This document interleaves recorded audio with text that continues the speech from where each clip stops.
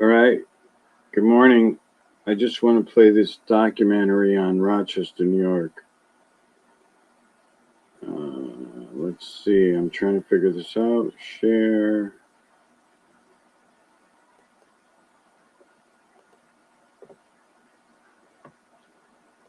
Boom. Here we go over here. Share audio.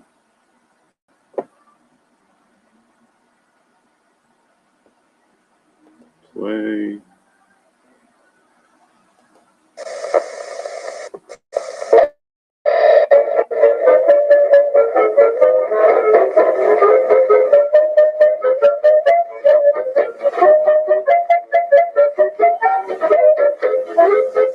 Meet me at the Clock of the Nations in Midtown Plaza, Rochester, New York, where each passing hour is gaily saluted in the carnival spirit that is universal with people everywhere. And I'll acquaint you with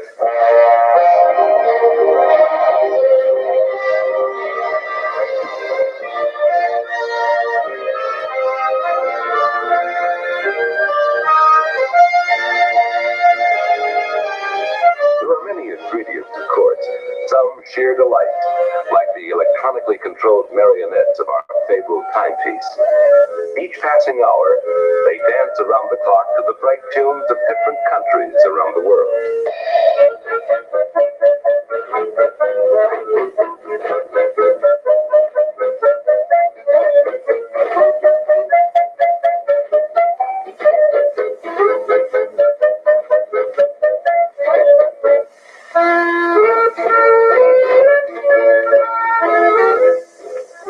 The world is at our doorstep, so to speak, since the construction of the St. Lawrence Seaway. The Great Lakes have become the fourth seacoast for the United States, and Rochester, its westernmost port on Lake Ontario. The Genesee River, with headwaters in the Appalachian ridges of Pennsylvania, and one of the few rivers in North America flowing north, passes right through the heart of the city. Surrounding Monroe County, and the other counties up the Genesee Valley, constitute a natural economic area, with Rochester as the focal point. Genesee is an Indian word meaning beautiful valley, and still today, no description more aptly fits this area of the world. Beautiful, just simply beautiful valley, as if no adjectives in any language, Iroquois or otherwise, could compete with what nature has wrought here. The river twists tortuously at the Letchworth Gorge, as if fighting its way north, and there are legends at every turn. Every clump of rocks has its myths from Indian times. Some fanciful giant is heralded as creating the Finger Lakes, with the dredging fingers of his right hand, an artist's hand surely, and such haunting names the Indians gave them: Skaneateles, Owasco, Cayuga, Seneca, Keuka. To know that the artist's giant was actually the glacier doesn't destroy the wonder of them in the least. Canandaigua, Honeoye, Canadice, Hemlock, Kinesis. Certainly the work of an artist glacier in any case. Also a bountiful glacier, for the slopes here are rich with the soil it deposited, rich and carefully tended. Here are the Bristol Hills, the famous wine country of western New York. Grapes in gorgeous profusion. Apples. You haven't lived, friend, until you've sunk your teeth into the splendor of a western New York apple. The good land attracted the first settlers here little more than 150 years ago. Still today, you will find freestanding homesteads, cherished from generation to generation. The cobblestone construction is characteristic. Cobblestone carted up the valley from Lake Ontario, to build to last. Farms in the area are completely electrified now, of course, and as modern in all the conveniences of good living as the methods of farming the surrounding acreage. Signs of the past, historical markers in the towns and villages of the valley give further evidence of the building fervor in the early days of settlement. Early 19th century inns, remodeled to fit today's requirements, still attract the customers. Old landmarks, adapted to modern business ventures, and charmingly so. There's a gentle respect, place after place, for the architectural heritage of the valley, a tender reverence for previous periods, the same as that afforded the sheltering shade trees. People here have made peace with the past, the same as they have with the natural setting of this area of the world. Old mansions are now museums. But don't let such historical preservation beguile you. People here can be tough, too. They can be tough with a tree when surgery is necessary. They can be tough with a tree. They can be tough with a house. They can be tough with a city when surgery is necessary. Tough, yet tender at the same time, in the manner of skilled professionals. Have you ever heard of Genesee fever? Historically, it was probably some kind of rash encountered by Colonel Nathaniel Rochester when he decided to utilize the water power of the Genesee Falls and build a settlement here. Today, Genesee fever best describes the rash of activity that has continued in this area of the world from the frontier forward. There's never been any nonsense about the purpose of the city or the 9 counties of the Rochester economic area. Quite simply, it is considered a place to make a profit as pleasantly as possible. The community is fully aware of the financial facts of life and the methods of making an economic area prosperous. Oh, I had a mule. Her name was Sal, 20 years on the Erie Canal. That much-chanted and tall-tailed waterway was pronounced Erie back in the 1820s, when it was the main trade and travel artery in America. Today, it provides recreational facilities, fishing and boating, as well as many a pleasant picnic area for family outings. The present barge canal carries cargoes of grain and petroleum, slow freight, and is still serving in America's network of inland waterways. Rochester was one of the first boom towns in America. But the Erie started, the railroads continued, faster freight and passenger service. Bonanza business right in the heart of Rochester. But the railroads continued, the automobile climaxed. Today, a portion of the old Erie forms a sentimental segment in the complex of arterial highways and expressways that link the heart of the city to the New York State segment of the transcontinental thruway. Tough yet gentle surgery for the old Erie. The important thing, of course, is that the heart of the city has a booming beat, stronger than ever before. Times change, and you either change your city to fit them, or they'll change your city, often unpleasantly, more often unprofitably. Rochester has made its peace with the automobile. Is it practical to do otherwise? Does it make any civic sense whatsoever to cuss the tyranny of wheels and the insolent chariots, instead of getting together to plan a workable solution for traffic congestion? 20th century America is geared to the automobile, and thus is Rochester geared. Traffic flows here, flows faster all the time, because of community planning for the years ahead. Coincidentally, there is one of the best traffic safety records here of any city in the country.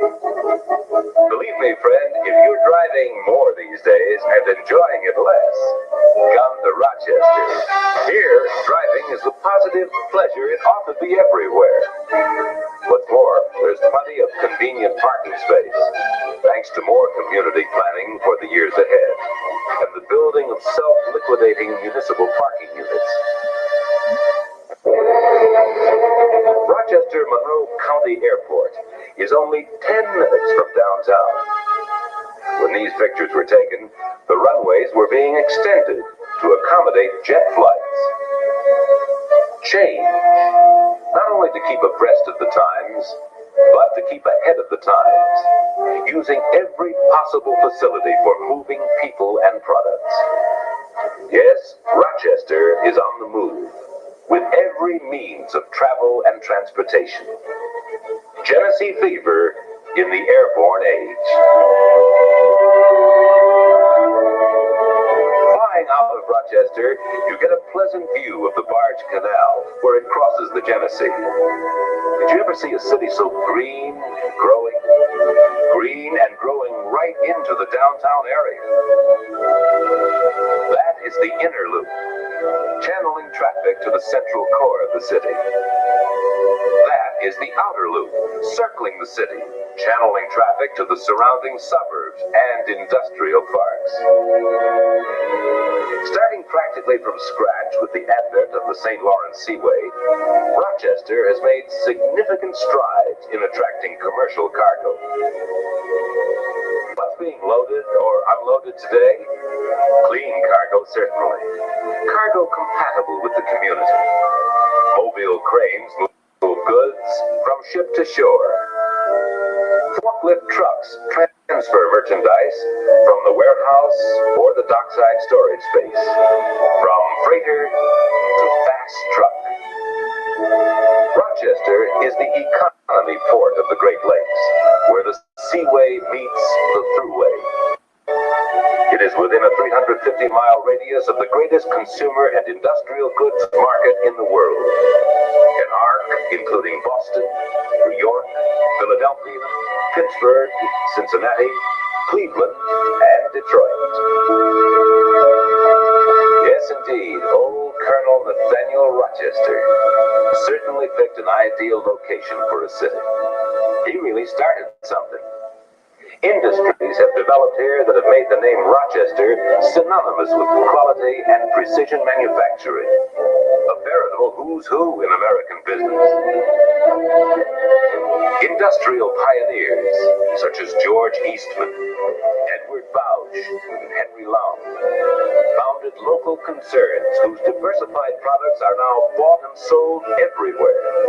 A tradition of fine craftsmanship developed here, attracting quality industries and quality people alike. Skilled industries, skilled people. Clean industries, clean people. Stable industries, stable people. Diversified products, not only those in present production, but those in the dream stage, those still swirling around in some inventive mind, demand an educated workforce, adaptable, swift to understand change and technological improvement. Change is necessary to keep competitive in industries as well as cities. If you don't change, change will change you. Technological lag is tantamount to slow death. Rochester recognized this fact years ago and developed a program of training and retraining the workforce. And again, not only to keep the workforce abreast of the times, but to keep it ahead of the times. There is a positive passion in people here for going to school, an incredibly contagious fervor, almost furor, to learn more than they know about everything possible. Genesee fever again. There is a profusion of educational facilities, graduate as well as undergraduate, developing diversified talents necessary to attract and hold diversified industries. Many of these institutions are generously endowed from the profits of local enterprise. Rochester's colleges attract people from all over the country, and they generally stay here. Industries, too. When you come right down to it, what brings a prospective industry to a prospective location? More than anything else, it is an enlightened skilled workforce. In this respect, Rochester is second to none, for clean industries that is, for industries requiring a high percentage of professional, technical, skilled, and semi-skilled personnel. Naturally, a prospective industry will have other requirements. Site zoned for industry? Rochester has them. Industrial parks circling the city, and right in the downtown area. Urban renewal and redevelopment at its best. Replacing the old with the new, within view of the heart of the city. Coordinated fire protection throughout Rochester and Monroe County is rated the third best in the United States. There is an abundance of water, controlled abundance, from the upland lakes and Lake Ontario. A safe daily yield of 200 million gallons, with the Great Lakes as unlimited reservoir for any future demands. Utilities? Well, Rochester Gas and Electric Company, for one, is renowned for the quality of its services. In addition to gas and electricity, it supplies steam to the downtown area and to many other commercial and industrial customers. Active since 1952, with other companies engaged in nuclear research, RG&E will be ready with the know-how and the resources when economical atomic power can be applied to industrial and consumer advantage throughout the area. Industries, of course, are citizens of the community, the same as individuals. And here, both are expected to be good citizens, respecting the natural beauty of the Genesee setting. What's more, enhancing it. Is there any earthly reason for permanent scarring of the landscape? Any conceivable reason for ugly smoke belching into the sky? In Rochester, parks are parks, industrial or otherwise.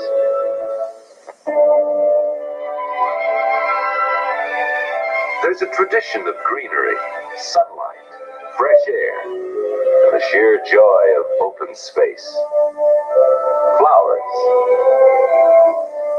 The flowers, friend, are phenomenal in Rochester. And I'm not just talking about the world-celebrated Lilac Festival each spring. I'm talking about the community compulsion to plant wherever there's a square foot of sod that can stand brightening. Truly, the entire population seems born with or converted to the green thumb. Public gardens galore, and private gardens galore, hillside patches, lyrical and lovely. Flowers, flowers, flowers. People here put down roots too, so it is no surprising statistic that 70% of the occupied dwelling units in the Rochester area are owner-occupied. A family city is Rochester. Doing things together is the order of the day.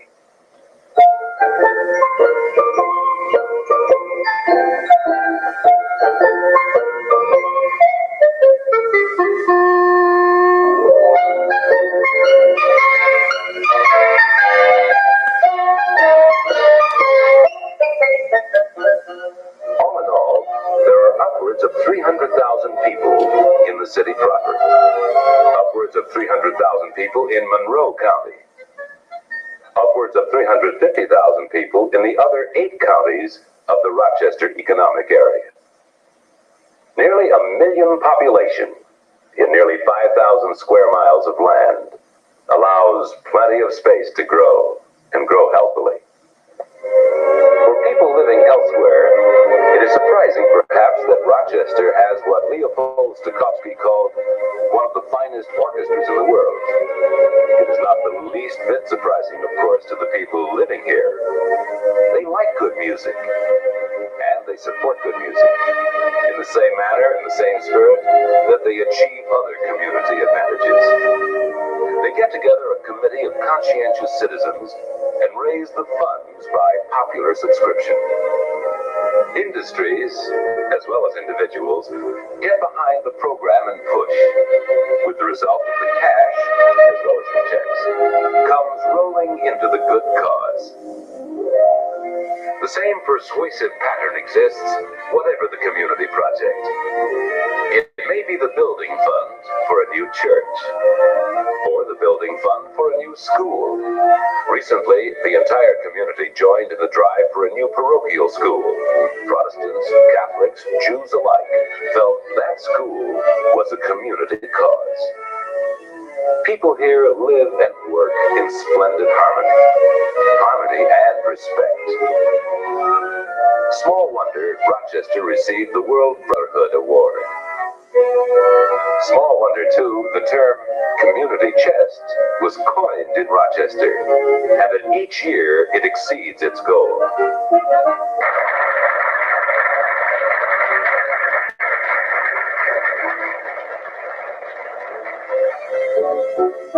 Throughout the world, of course, Rochester is famed as a medical center. Hospitals, research laboratories, most of them supported by private funds, have pioneered many of the medical miracles of our time.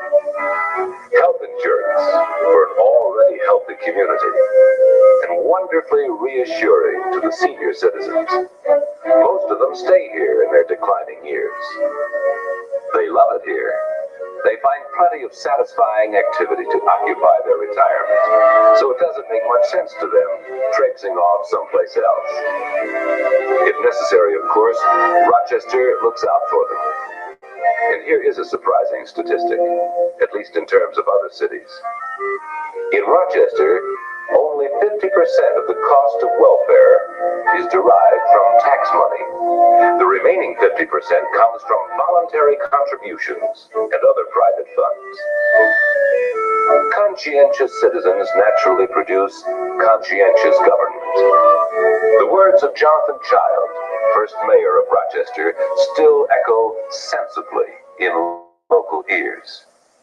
In the intercourse of social life, and on all occasions involving the interests of our young city, let us forget our politics and our party and seek only the public good. Such philosophy has produced enlightened government, working with enlightened commerce. In other words, public funds are used to spark and to supplement private enterprise. Such action has revitalized the heart of the city, more specifically, downtown Rochester. As in most American cities, the tendency here in recent years was a withdrawal from the central core to the surrounding suburbs. People first, then business, headed for the open spaces. Rochester didn't fight the suburbs or the shopping centers rising to meet suburban needs. It simply capitalized on the things people like about shopping centers. Wide varieties of merchandise, the fun of meeting people, and above all in this day and age, a place to park.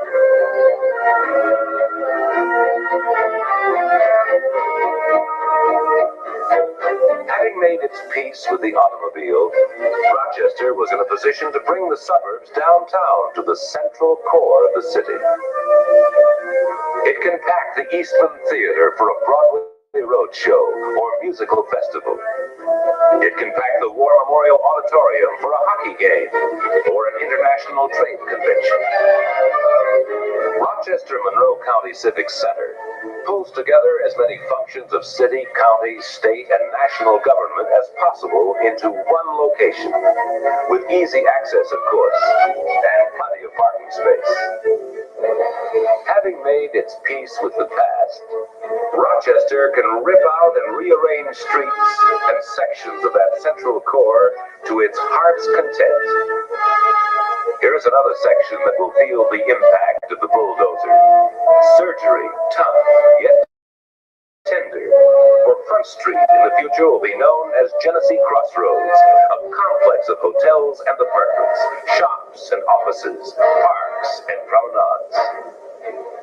Likewise, in the future, is the towering world headquarters for Xerox. Sidewalk engineers have a field day in downtown Rochester. That central core changes fast and furious, but not fast enough or furious enough for some of them. That Genesee fever still. It was was at an all-time high during the construction of Midtown Plaza. 10 acres of renewal. And that hole in the ground seemed to stay there forever. Actually, that hole was the makings of a 3-level, 2,000-car underground municipal parking garage. The city solved the traffic problem, and from there on, private enterprise took over. Up, up, up the girders went.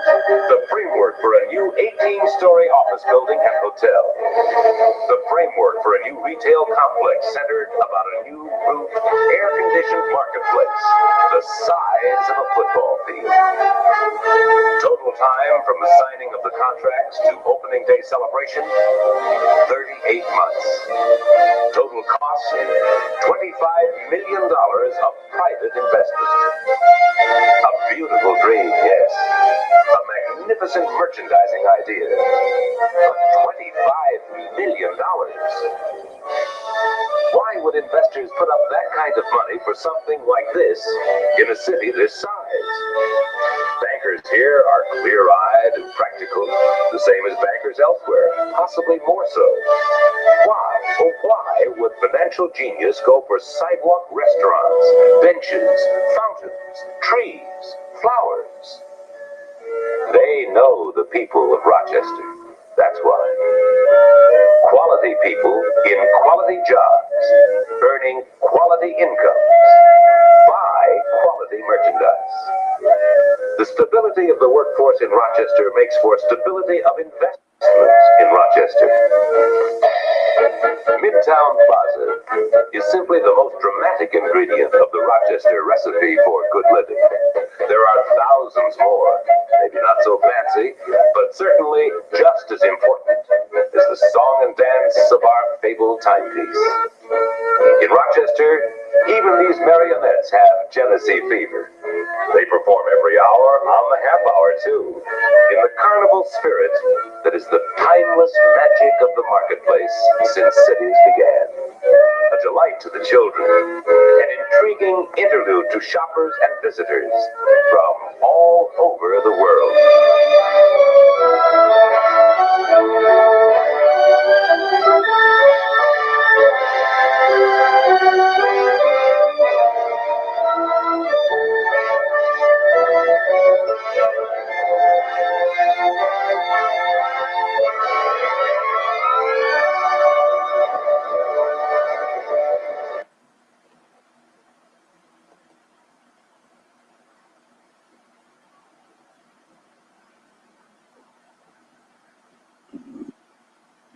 And that's the end. Yep, that was Rochester in 1963 when it was booming with the inner loop business. I mean, you had like Kodak, Bosch Alarm, Xerox, Rochester Telephone. They were big on hiring back in the day, especially Kodak. I mean, when it was bonus time at Kodak, you got like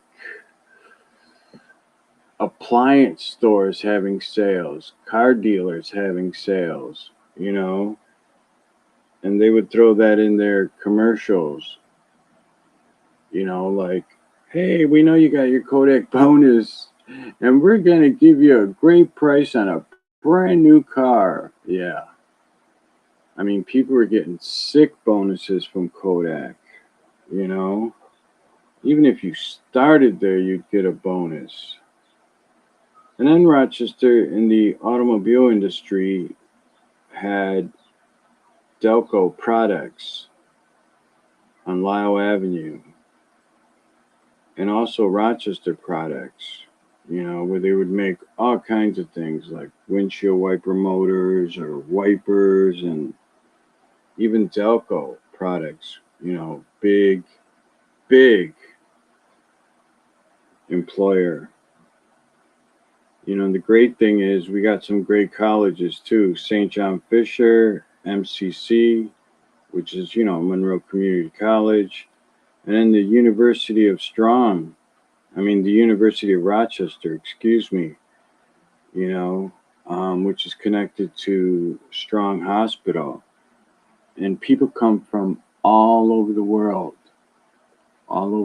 there to learn, medicine and become doctors and, you know, surgeons and specialists and this, that, and the other, which is great, you know. When you talk to some of the people that work at Strong Hospital, they'll tell you Strong is huge. I don't know how many acres it's on, but they'll tell you it's like a city within a city. It's big. And then the university is huge too.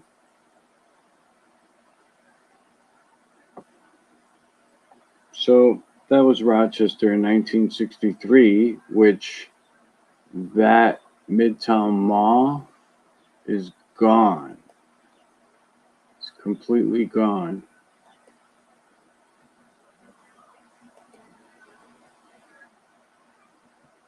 Yeah. In Midtown Mall, they used to have like right in downtown Rochester, they had these all these different cool shops. You know, really cool shops. And then once they started building the suburban, you know, malls and stuff like that out in Greece, Pittsburgh, Gates, all the surrounding towns, Midtown Mall like just lost its flavor. Everybody would go Eastview Mall, everybody would go somewhere else. And then finally they just ended up closing it down. There's barely anything where you could go downtown today and shop for clothes and jewelry, and you may find one or two. That's it. Because the times have changed. The times have changed. We used to have in Irondequoit a huge ass mall, but once Greece opened up their mall, it kind of lost its flavor, and that was it. The Irondequoit Mall sat dormant for years and years and years. And then actually somebody bought it for $100,000 in an auction. Can you believe that? $100,000 in an auction. And nobody dared bid against this, the guy who bought it.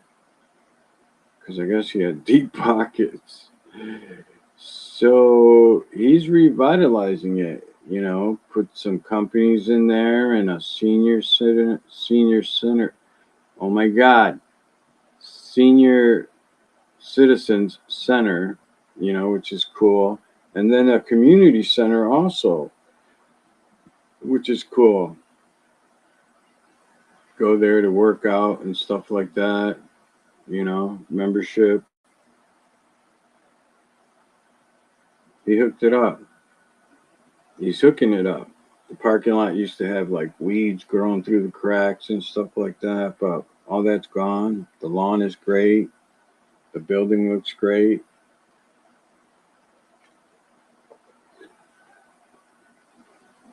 So that was it. A brief documentary on Rochester, New York. Hey, if you want to pull up, feel free. I did some music this morning, and I just wanted to do that, you know, to show people some history of Rochester, New York.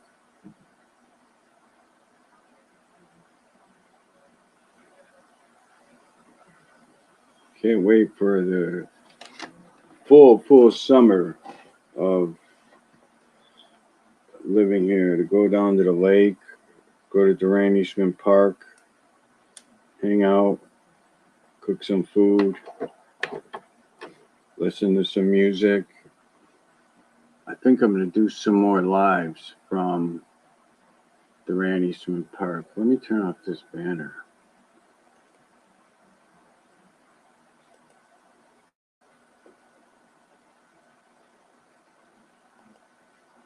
Yeah, definitely go down to the parks and stuff like that. Enjoy them. Especially the lake. Charlotte, down Lake Avenue. If anybody's from Rochester, you know where that's at. You can always have a great time down there. All the diners and stuff like that. Cheeseburger, hot dogs, french fries. The usual milkshakes, Diet Coke, Coca-Cola, Pepsi, whatever you like. Whatever you like. Behind the bar will be on at 10 a.m. I think I'm going to hang out over there, see what's going on. DJ Science, where are you? Wake up. Let me see. It is probably 3 o'clock there. 3 o'clock in the UK where DJ Science is. So 11, 12, 1, 2, 3. Yeah, he said he was 5 hours ahead. So, but yeah, Rochester's changed for the worse. Some parts. For the better. Who knows? There's always something going on in Rochester. Let me check out the Ring neighborhood events. Oh, 10 hours ago, a car break-in. 4.0 miles from my house. The Ring camera is amazing. We got a missing dog. His name is Sammy. That's sad, man. Missing dog.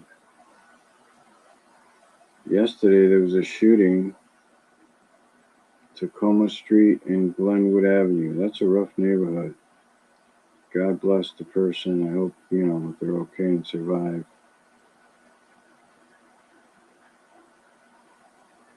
Oh, this one I seen, which is crazy. Someone went into somebody's backyard and stole their picnic table umbrella. Man, people just have like bolas. Salute, Kenny. Yes, this is Telemundo. Bienvenido todos a Telemundo, Rochester, New York. Aquí con Richard Martinez.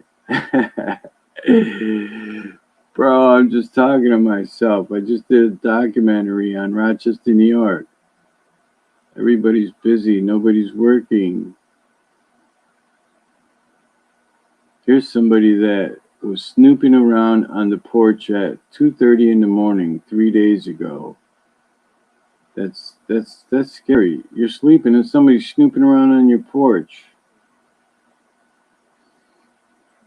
That's how my brother-in-law got his lawn chairs and lawn rockers stolen off his porch. Basically, he would chain them up every year. And isn't it crazy? You have to chain up your lawn chairs. They were super nice too. Cushions, all that. And then my sister said to him one day when he was breaking out with them, I hope you're not going to chain him up. He woke up for work, went outside and said, there's something weird on my porch. Something's going on. His lawn chairs were gone because he didn't chain them up. They'll steal your lawn chairs, cushions and all. It's rough. It's rough out there. You got to tie everything down, lock everything up. especially in these times. But yep, he had to buy some new lawn chairs, but he still had to chain the lock from last year.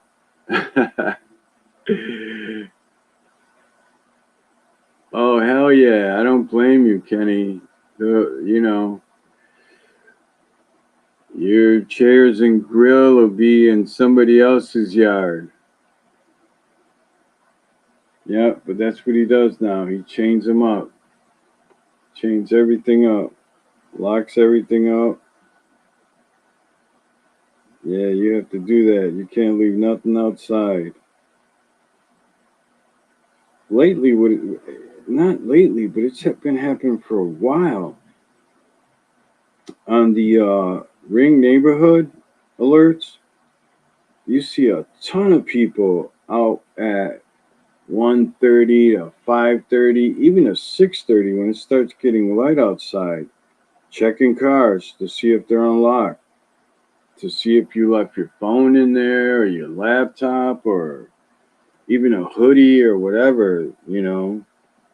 And some people come prepared too. I've seen videos where they got little flashlights, little pen flashlights, you know.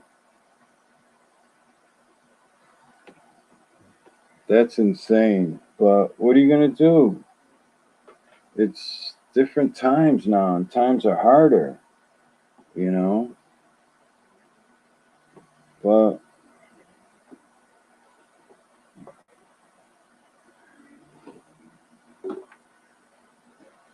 so that's what's happening here in Rochester.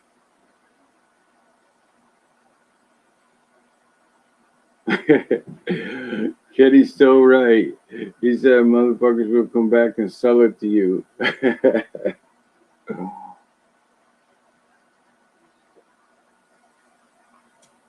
Yo, I heard on Facebook you were missing lawn chairs or an umbrella or grill.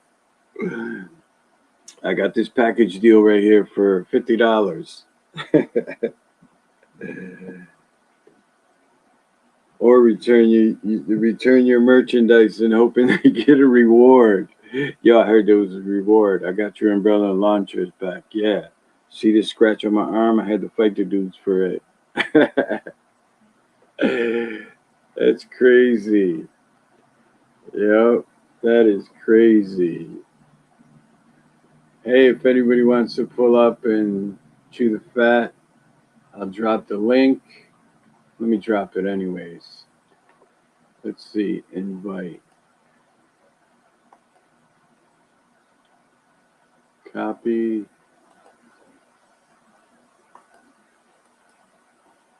Paste.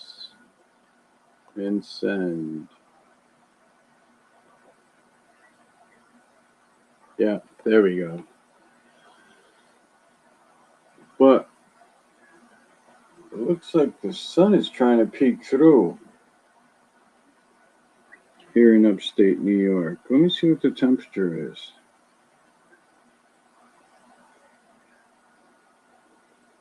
Weather. Checking my phone here to see what the temperature is, and it's 37 degrees outside when the other day it was 72. That's insane. Today's high is 40. Oh, around 4 o'clock we should be getting a lot of sunlight. That's nice. Tomorrow the temperature here in upstate New York is going to reach a high of 48, but it's going to be a sunny day.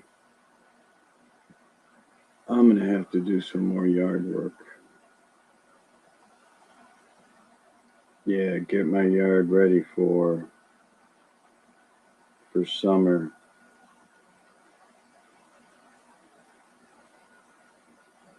Yeah, I cut my lawn the other day, man. When you do that, that first lawn mowing cut, you feel muscles you haven't felt since last summer. Salute, Mario. Mario said, Wepa, ¿por qué no lloras más? Do I sound like I'm crying? That's just my voice. That's just the way I sound. Come up here and straighten me out, Mario. You're probably still working. You're probably still driving. I'm just venting. I'm not crying. My house is dusty. I'm not crying. That's funny. Oh, I read it wrong. I can't read Spanish, damn it. I thought I read Pa que no oras más. Oh, oras, pray more. I'm a little bit rough on my Spanish. I was like Jordan, Joda. The J is an H. Right? We have to pray more. We all have to pray more. Sometimes you have to pray to God and say, please, dear Lord, can they just leave my stuff alone and stop stealing it? Give them guidance, God, to my neighbor's house, not mine. Amen.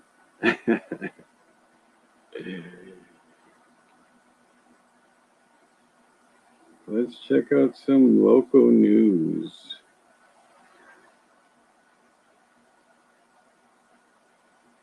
I can't watch that whole Johnny Depp, whatever her name is, Amber blah blah blah thing.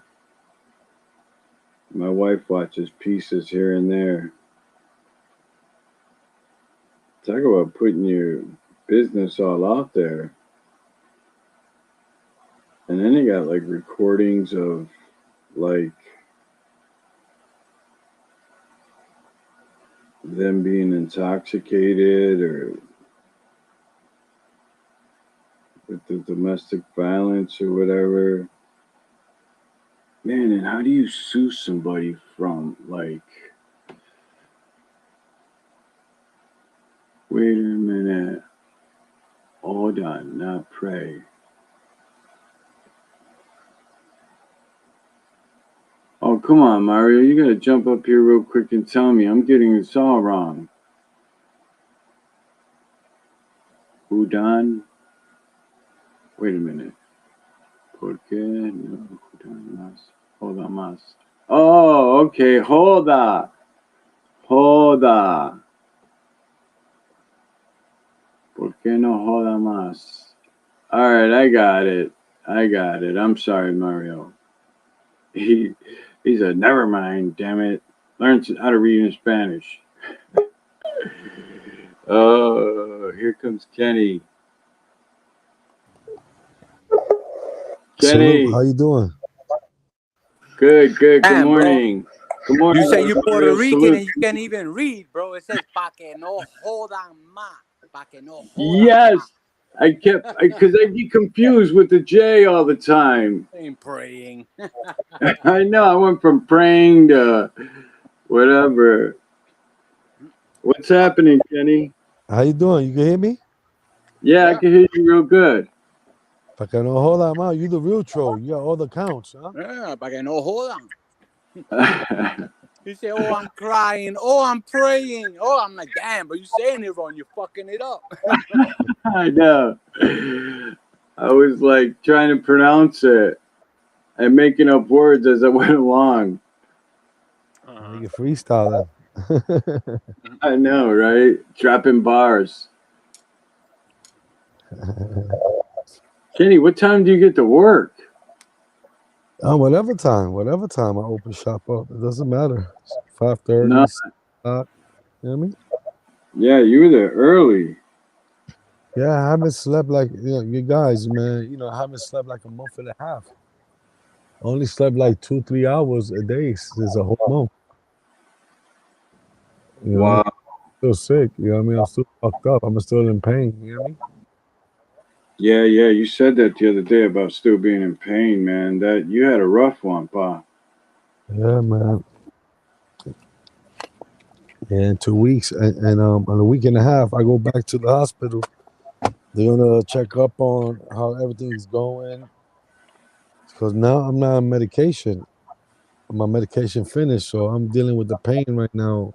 So I gotta hold on to a week and a half. This pain. Wow. Is it, I mean, does anything help like Tylenol or No, ibuprofen? I'll be nothing, back. nothing helps. All right, Mario. Yeah, Wow. helps right now. I'm in pain. You know what I mean? Yeah. Yeah. So it's not in pain. I'm in pain. It just it's hard to urinate. You know what I mean? I'm gonna tell you this straight up. It's hard to urinate. I Right. It's I could urinate, but it's still. You know what I mean? It hurts. You know what I mean? yeah, like a soreness versus It's a, pain. yeah, that burning sensation, like you got chlamydia or something. You know what I mean? Mm-hmm. What I'm talking about? Like you burning and shit. That's the way it feels. Right, right. Because that stone, did some damage on the way out. You ended up passing that, right? Yeah, yeah, but it still hurts, my brother. It still hurts. Right, That's the right, only feeling I got right now. Other than that, oh man, I'll be good. You know what I mean? I'll be back right, in shape. I could go back to the gym, but I can't go to the gym with this pain right now. I gotta use the bathroom maybe fucking half hour, trying to piss and pain, you know what I mean? That shit hurts, you know what I mean? right. I've never had one, man. Thank God. But I know you went through hell. Yeah, man, I feel like I'm fucking dying for real. I feel like I gotta go. I'm going to Miami in a month and a half. And I told my wife yesterday, I don't think I'm fucking gonna make it. I think I'm gonna die by then. Ouch. Wow. So you have another doctor's appointment in a week and a half, right? Yeah, in a week and a half because when I went to Puerto Rico, I was supposed to go to the doctor's appointment, and I went to Puerto Rico thinking I was gonna get better. You know what I mean? Right. And it got better, but I'm still in pain. You know what I mean? Pain is. Yeah. Yeah, that's definitely rough, man. That's definitely rough. Yeah. I remember that happening to one of my older brothers, man, and he was like screaming the F word every 5 minutes. Yeah, I went through that pain already. You know what I mean? But now it's just like the little pain that when you urinate. You know what I mean? That's the only pain I'm getting right now. So I just want that shit to finish. If I could get back to the road workout and get my fuck on. You know what I mean? I want to have some sex. Right on. Right on. You know what I mean? No, I'm just saying. I'm still young. No, because I can only imagine the damage that stone did on the way out. You Yeah, of know, and course. and that's what you're dealing with is that aftermath of the discomfort, and Yes, yeah, and you're 100% right. And I don't got no medication.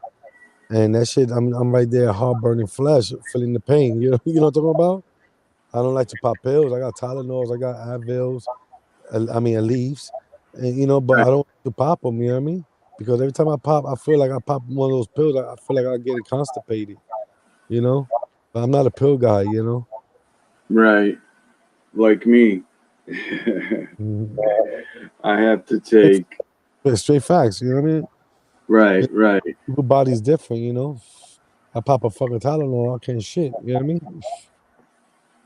Definitely, definitely. And I understand you too. You pop my pills. You know what I mean? I don't know the side effects to it, but it's something.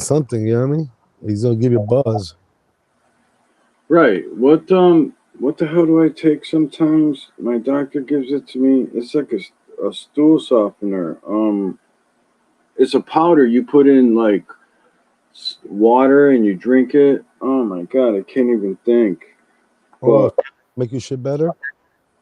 yeah, Yeah. because I take like 17 pills a day. Okay. Okay.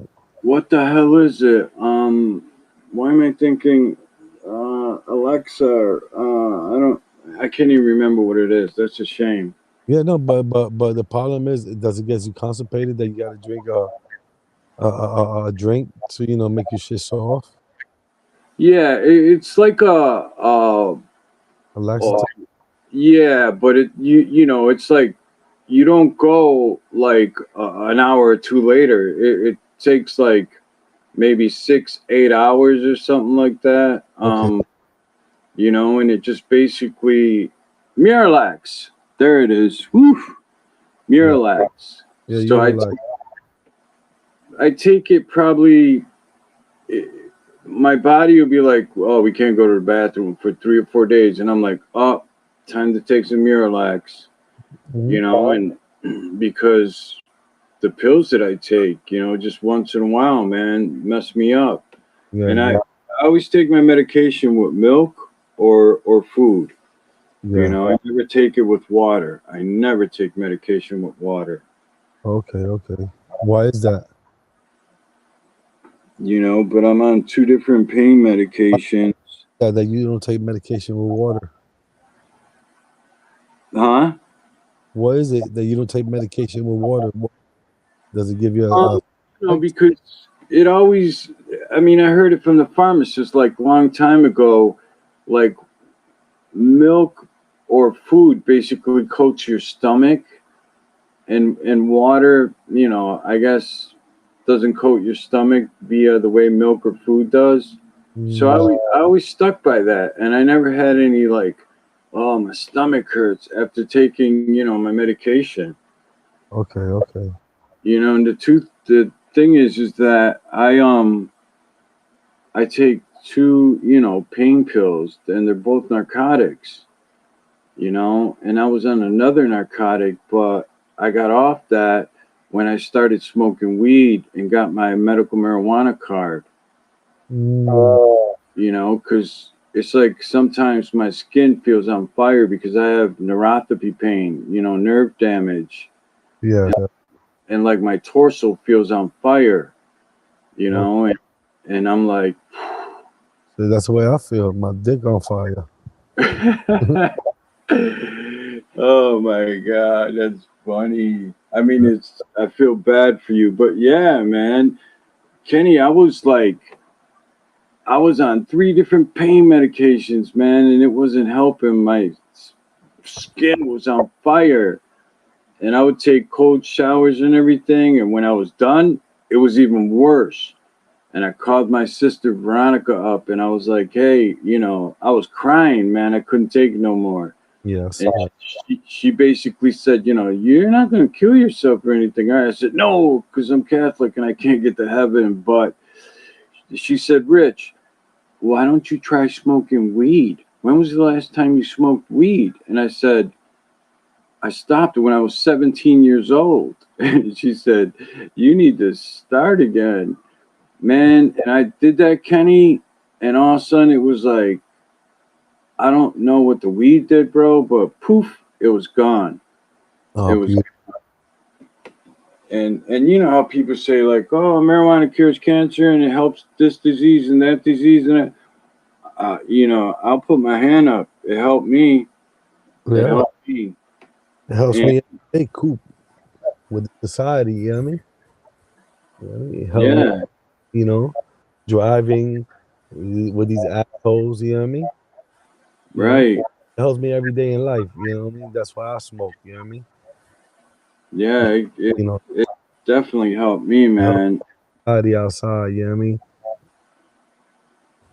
So that's how I got rid of the pain pill tramadol, because Mm, I don't need this anymore, and I got rid of that. So now I'm just on two other ones, because I have some disc in my back that are all messed up from when I was 22 years old in a fire.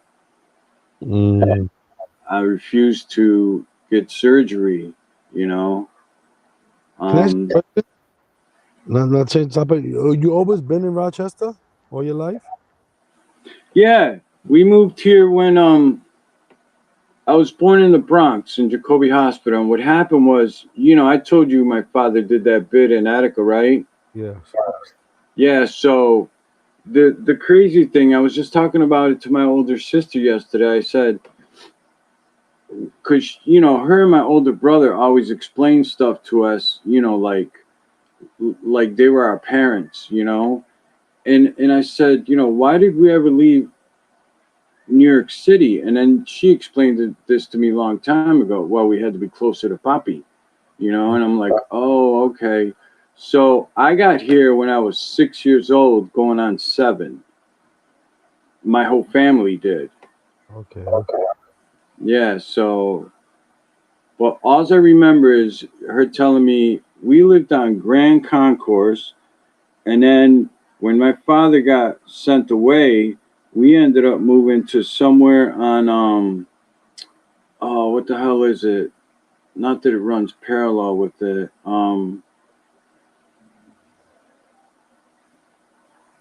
I can't even think. We couldn't afford the rent there anymore, so we had to move to another, like main fairway or whatever. And the And Bronx? huh? In the Bronx? Yeah, it was like it's a popular street. Why am I thinking Webster Avenue? Hus Point? No, No, because no. Hus Point, It like I think it runs parallel to freaking Grand Concourse. Oh my god, I can't even think. But Sugar. we ended up moving there to where we could afford the rent because now my father was gone, Yes. you know. And then from there, it was like, okay, we got to move to Rochester, and I'm like, you know, I was young. I'm like, okay, we're moving again, and that's how we ended up here.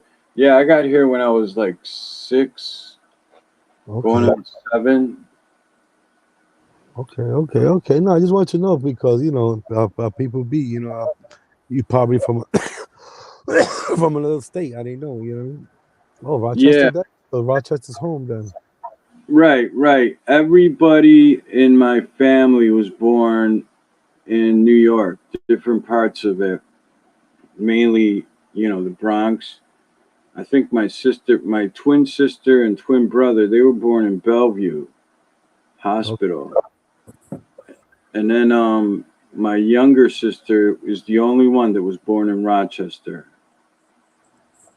Okay. That's nice. Yeah, I had great parents. They both passed away. I had great parents. They both worked their asses off. Yeah. My father, when he came out, he was like gung ho and rehabilitated.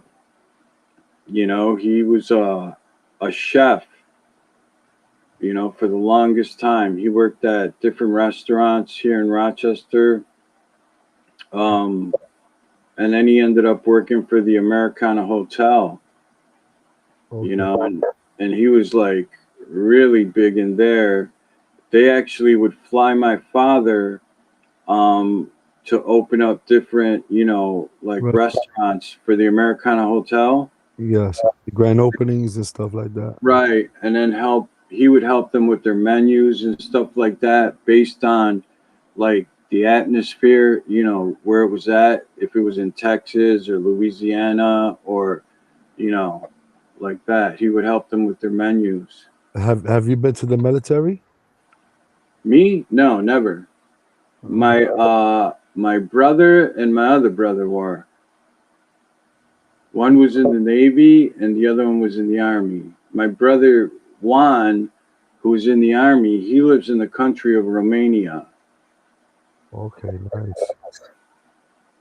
a Yeah. Romanian wife and all that. Huh? Got a Romanian wife. Exactly. Yeah, he actually does. She's a Yeah. doctor. She's a Yes. doctor. It's like my little nephew. He's stationed in Alaska, and he got married and everything. That's how it is in the service. You know what I mean? You go to your destination, doesn't matter, Japan, wherever you based at, and you find yourself a nice girl and you marry her. That's the way it is. That's life. Yeah, he's out of the military. He's been out of the military for a long time. But the crazy thing is that he he speaks like full German and full Romanian. He's a math and English teacher. Yeah. Yeah, he's smart as hell. Smart as hell. He's the brother that was like a nerd in high school. Mm. And even during the summertime, man, my father would tell him, like, yo, go out and, do something. Get out of your room and stop doing homework. It's summertime, stop doing schoolwork. And my father told him one time, I'm going to put a piece of, plywood across your door if you don't get out of this room, you know? Go out and start some trouble or something. And then it was weird when he went to college, Kenny. He went to Oswego State College and Binghamton College. Yeah, Bimmerton. Yeah, I know. Yo, he came back a totally different person.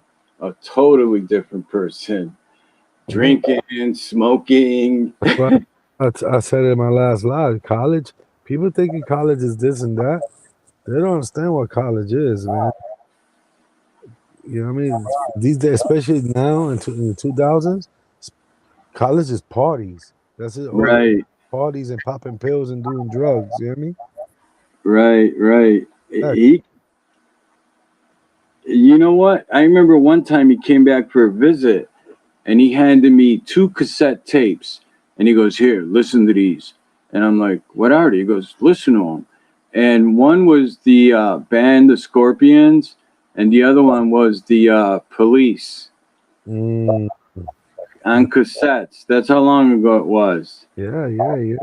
He's putting you on to new music. Right, right. And the funny thing is, like, once I got done listening to both of them, chilling in my room, I said to myself, well, what the hell did they do to my brother in college? You know? And have you been to college? No, never, never. Damn, I, you the black sheep of the family. yeah. It's funny. My father once told me, he said, "Yo, my money ran out, man. So you're gonna have to do something, about if you want to stay in school or not, So I ended up dropping out. I think it was the ninth grade, and then when I was 22 years old, I got my GED going to night school. Okay. Because the company I was in basically told me like, "Hey, we want to, promote you, and we've been grooming you for a long time, and but at least get that paper, you know." Yeah. Because they were thinking like it wouldn't be fair to other people that moving up the channel, Hmm. even though I was a workaholic. You had the experience. You had Yeah, experience. Yes. so they were like, "Just get that paper, And I'm like, okay. So I went to night school and everything, and they actually gave me money, an incentive. Like, hey, you need gas money? You good? How's school going? You need, a pencil or anything? I'm like, no, I'm good. Yeah, That's and then I took my GED, and boom. it. Getting GD means getting even dumber. Yeah. Got mines too. You know what I mean? I got What, mine too. Kenny? What is it? I think I needed like 225, and all I got was like 237, something like that. Yeah. Mm. Yep, to pass. Wow. That's great. But I did it. My dad was the most proud of me when I did it, Great. the most proud of me. And the thing is that like when I started working for my company, it was an after school job, and my cousin Eddie turned me on to it cuz he worked in the sporting good industry called Golf Sales. And they sold like sporting good equipment, baseball, football, any sport you name. But then they would print baseball jerseys and hats for different companies with the company that I got hired at. Mm. So he said, Rich, there's this company, they're looking for a screen reclaimer. And I'm like, what the hell is that? And he goes, don't worry, they'll train you. Just go there. And I Uh-huh. went there, and I used to work from like 3:30 to like 9 at night. It was like part time. And you know how you got to take the ink off the screen, Kenny, Yeah, of course. and then take the emulsion off. Yep. and You, then you, you and power. then you grease them. Yeah. I know what you're saying. You power wash it. You know what I mean? Right. So that's what my job was, making $3.10 an hour. Mm. And from there, it was like I never left. I just grew and grew and grew, and I did Salute, sales. chicken butt. Zaid, salute, my brothers. Oh, my bad. Salute, chicken butt. Salute, Zaid. Yeah. So I just I just stayed there. I never left. Because it was like It was something that you know that you like to do, and right, you know, and every day is the same day. Everything is the same day. You know what I mean? You do the same shit over and over, right, and you feel like you get used to it. You get adapt to it. You know what I mean? right. The coolest thing is when we had the Champion Products account, we would print what you call replica jerseys. Yes. And it was the time when like Bird, Jordan, they were all popular. And we did a lot of the Champion Products, logo printing for them too. Yeah, Okay. that was the cool thing right there. Yeah, yo, it's the bootleggers. Yeah, the replicas. Yo, we had this one Boricua man. He was stealing them and selling them on Clinton Avenue for $20 a pop. Yeah, man, I bet. Yo, how's Clinton Avenue over there? A lot of Puerto Ricans over there still hustling out there? A ton of Puerto Ricans and Many Puerto niggas Rican all that? restaurants. A lot of the restaurants, man, are still there. A Okay. lot of, different shops and stuff like that. Yeah, it's still hot over there. During the summertime on Upper Falls and Clinton Avenue, the flamboyanes, See. our people sit out in lawn chairs and play music, and yeah. So are you far from there? I'm probably like a mile and a half away. Oh shit. No, you there. You there. Yeah, a mile and a half away from Clinton Avenue. Well, that's cool. Yeah. A friend of mine owns a head shop over there too. So So, so when you want some ajonjolí, you just go over there. right, right. Hold up. Yeah, that's cool. Yeah, there's some nice ones on the west side too. Some nice Spanish restaurants on the west side. Okay. Yeah, Yeah, man. Yeah, I remember my friends. We passed by. I picked up a friend of mine from over there. Um, I took him to the city. Him and his wife. I picked them up, took him to the city. We stopped in Clinton Ave. That shit was crazy over there. And this is in the early 2000, the early I think 2005. And yeah, it was Spanish. I felt that comfortable. You feel comfortable. You over there. You hear me? right. I like it over there. When I go over there, I feel comfortable because I'm around my people. Yeah. They got next to the Flamboyanes, they got the Roberto Clemente baseball park. Yes. You know, Yes. and the cool thing is that here they had the men's, Spanish league, you know, Okay. Okay. softball, which they always have great games, and it's really popular here during the summertime. And they got the owners of the team, Kenny. You're not gonna believe this.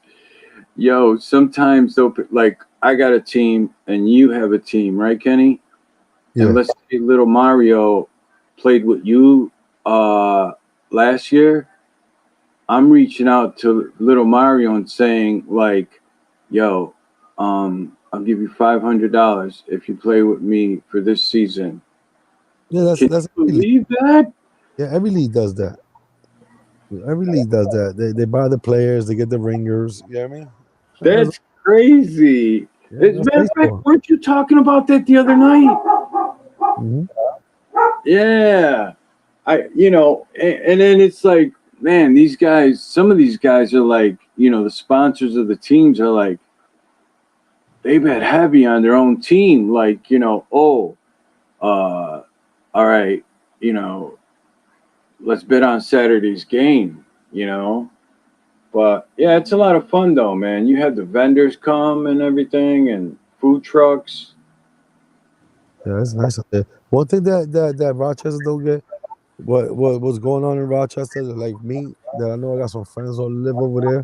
Now that you live out there, there's a lot of police shooting over there that people don't realize it. You know what I mean? At one time, like in the early 2005s and in the 2010, there was a lot of police shooting. It was not There getting was. recognized in the news.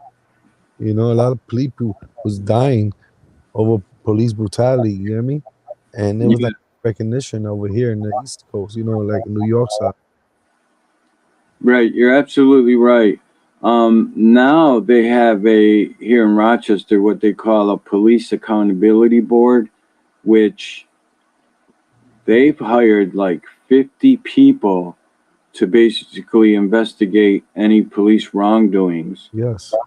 You know, man, I can't think of his name. The person that just died, But like in but but what you know 2019. what I'm trying to say, that is a lot of police brutality in Rochester that don't get recognition worldwide.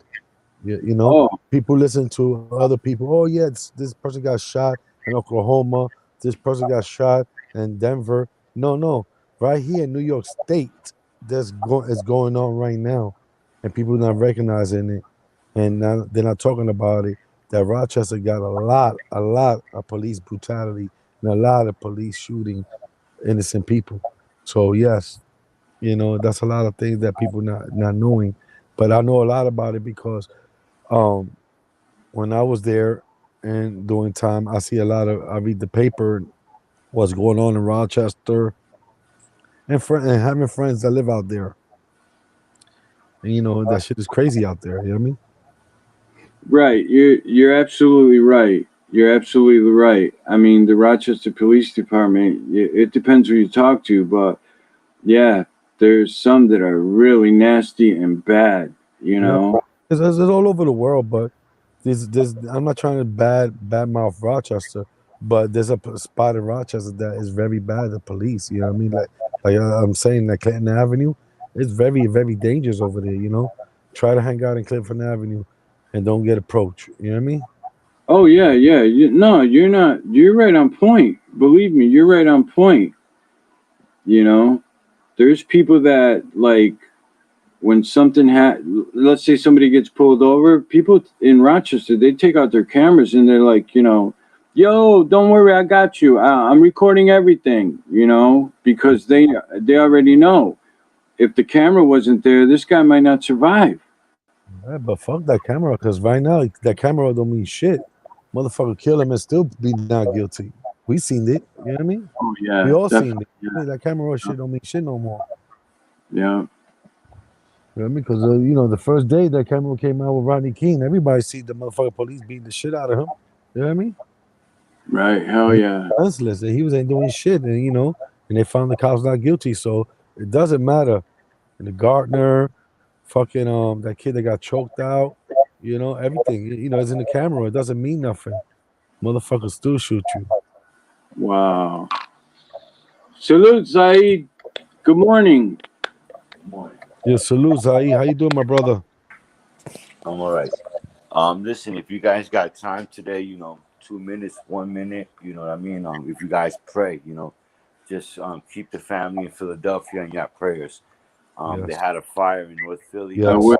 Yeah, the mother jumped out the window, and then the father jumped out the window, and then he went back inside to go get his three The boys, boy, he died. and they all died together. Yes. Real Yeah. sad.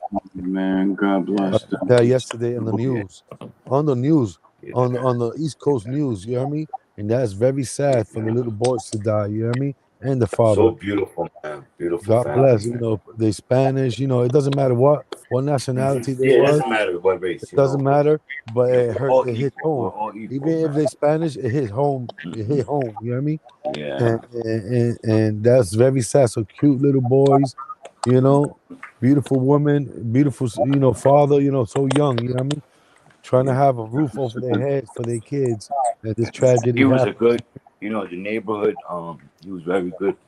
Very good people, man. Very good people. They said hard worker.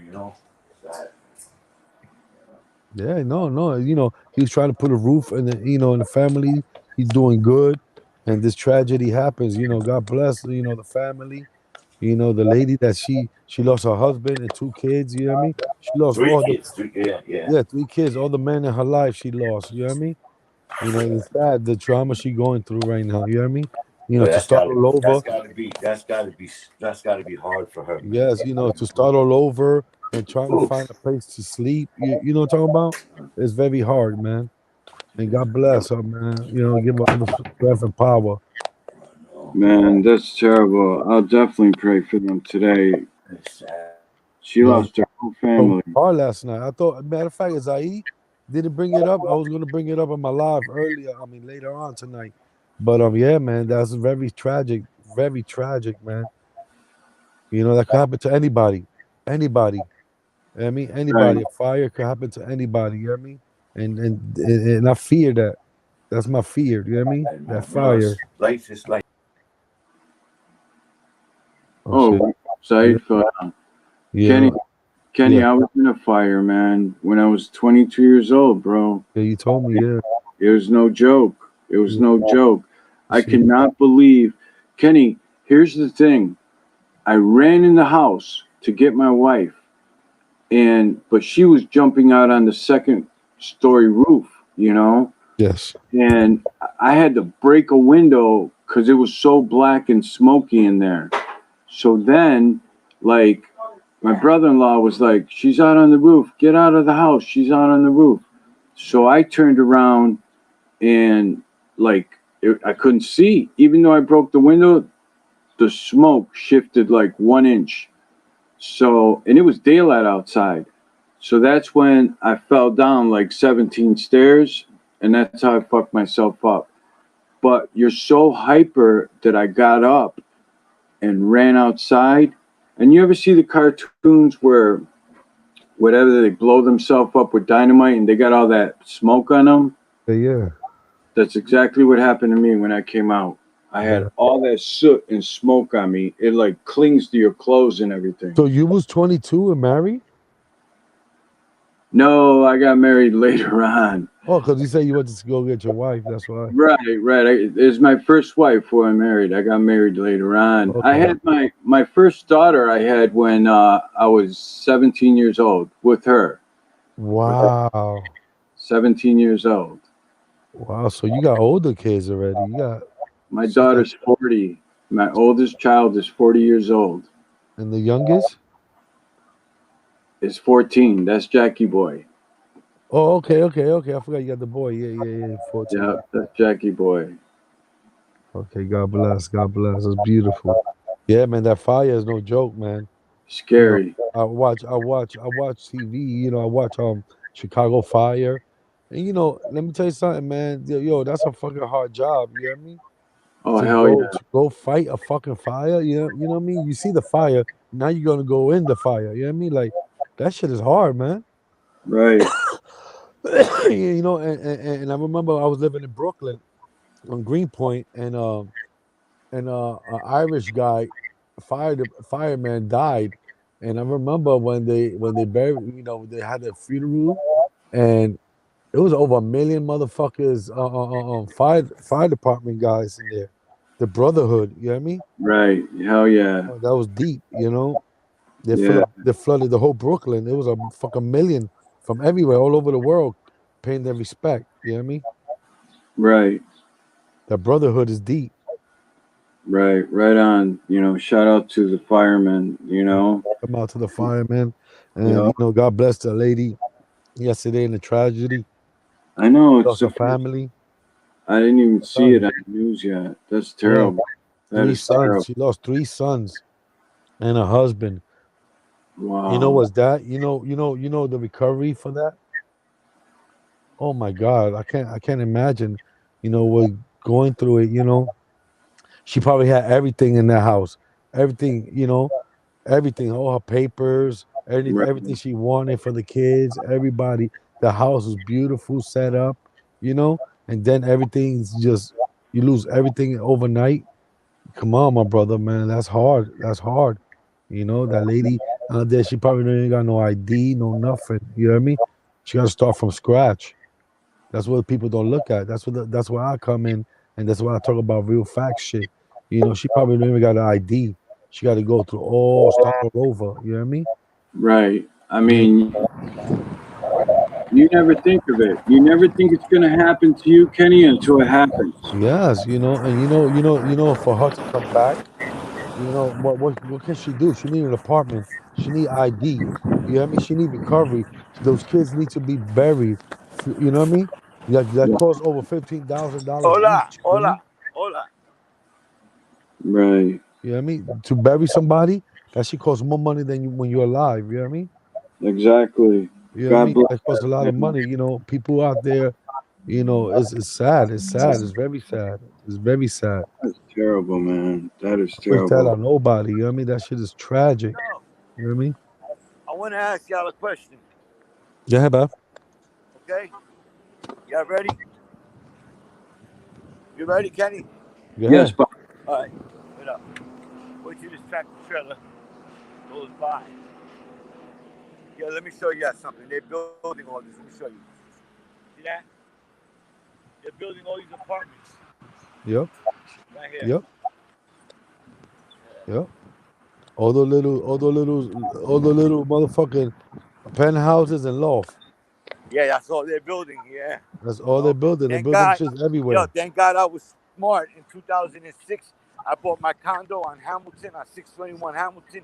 It's mine, and now people are asking for it for two something, man. For No, the two value something, goes and I up. only paid 120 something for it. Yes. Now you see Amazing, man. Yep. the blocks changing like that. The value goes Yeah. super up. The yeah, value Yeah, go it's up. changing like that. Yeah. By the time all those buildings are finished, Hmm. your value of your house of your condo will be over $500,000. But check this out, right? This one guy, he offered me my wife 3.5, right? And I looked at Nice. him. I said, "Let me tell you something." nice. I said, "Listen, I've been a hustler since I was a little kid. At the age of 17, 16, I had my own place. You feel me? My own place. I'm not one of those guys that hustle to buy a pair of sneakers and a name buckle and a pair of Levi jeans with a Latiga and sleeping in my mom's house. I wasn't like that. I left the house That's early, right. and the first thing that I learned as a child, doing, even though it was a negative, one thing I learned as doing something negative, my father always installed in me. Make sure the beginning, 1, 2, 3, 4, 5, there's 5 days in the beginning of the month. If you take care of those 5 days, you won't have no problems. Your lights will Mm, be on, your cable will be on, and you'll have a yes. roof over your head. You know what I'm saying? And those Right. 5 days are so important. So you make sure after those 5 days you pay your renta, you pay your rent. Shouldn't be no excuses. You know what I'm saying? No excuses. Pay your rent, and you won't have the problem. And I've been like that since the 17, man, 16, paying my bills on time, man. I don't play with that. And that's why I was like, listen, I'm not dumb. You know what I'm saying? I know, like what Kenny was just saying, like another como 10 años más, it's gonna be like that. It's gonna be a good 500. You feel me? And Not then I even can really, five yeah, and then years. I, yeah, and then I can go get me a few acres and flip the acres up in the Poconos and stuff and make me Yeah, some real bread. I know what I'm doing. Me and my wife know what we're doing, man. We're not dumb. that's right. Because they offered us two something, right? And then they came with another offer, a different realtor, and I was like, nah. I said, we're okay, nah, we're okay, man. The people next door were so stupid. They were so money hungry that they sold theirs for 270, I think 275. They should have just waited. I told them, I said, why don't you guys should have just rented it out. You heard? And go, Yeah. and then, because they bought a house somewhere else, so you should have rented it out. And then, and then from there, I said, oh, chavo de ustedes, ¿tú entiendes? You know? And then, Right. That listen, they would have been a lost good out a look good 100. Yeah. I'm coming to sit on it. 2, 3 o'clock today. Can I get two? 2, 6. Yeah, they should have waited, but being money hungry, they took that money so quick. You know what I mean? You gotta wait, man. Can't be money hungry. Yeah. You get it right. Uh, oh yeah, I gotta ask you a question, Kenny. Wait 1 minute. Let me wait till I get out the store. I'm gonna ask you a question, Kenny, and Richie, okay? All right, Check it Bob. out, right? You know how everybody's always I don't know if you guys can hear. All right. You know how every time somebody's always filming some, abuse from the police, like the George Zimmerman, the George Floyd case. Let's make that example now. You have 9 minutes. It was 9 minutes that they were choking him out, right? Now, in those 9 minutes, you had a crowd of people just recording it, recording, sitting there and just doing nada, nada. Now, let me ask you guys a question. Let's say if you guys were there, I don't know how you was raised, Rich, but me and Rich, me and Kenny, we was raised in a rough environment, and we, did some negative things in our lifetime, but we also changed our life. You feel me? Right. We also changed our life, right? So what I'm gonna ask you is that, Richie and Kenny, right? If you guys see that, right, somebody on top of somebody's neck like that, and we're there, would you intervene, or you would sit there and just watch as everybody else does, or would you intervene, knowing that it could cost you your life, knowing that they can shoot you or beat you up or arrest you? Would you intervene, or you just sit there and watch? It's just a question I want to ask you guys. You guys don't have to answer me if you don't want to, but I just wanted to ask you guys that. I couldn't say Huh? because at this point, I couldn't say. I'd be lying if I would have said, "Oh yeah, I would have jumped Just in be and kicked honest. that cop's Just be ass." honest. Because it's no problem. If Right. it's no, Uh, it's no. If it's yes, it's yes. It's okay. It's just a no, question I wanted to ask you guys. what I'm saying is, I'm not going to sit here and say, "Oh yeah, I'm going to jump." I would have jumped in and kicked that cop's ass. Or Yeah. that. No, I would have to be there to feel that feeling of what I was going to do. But I'll tell you one Okay. thing. I wouldn't have been there recording. I would have been there maybe screaming and saying, "Yo, you're effing up. You need to Yeah. stop that." You Yeah. know. Okay. Um. I respect that. I respect that. How about you, Kenny?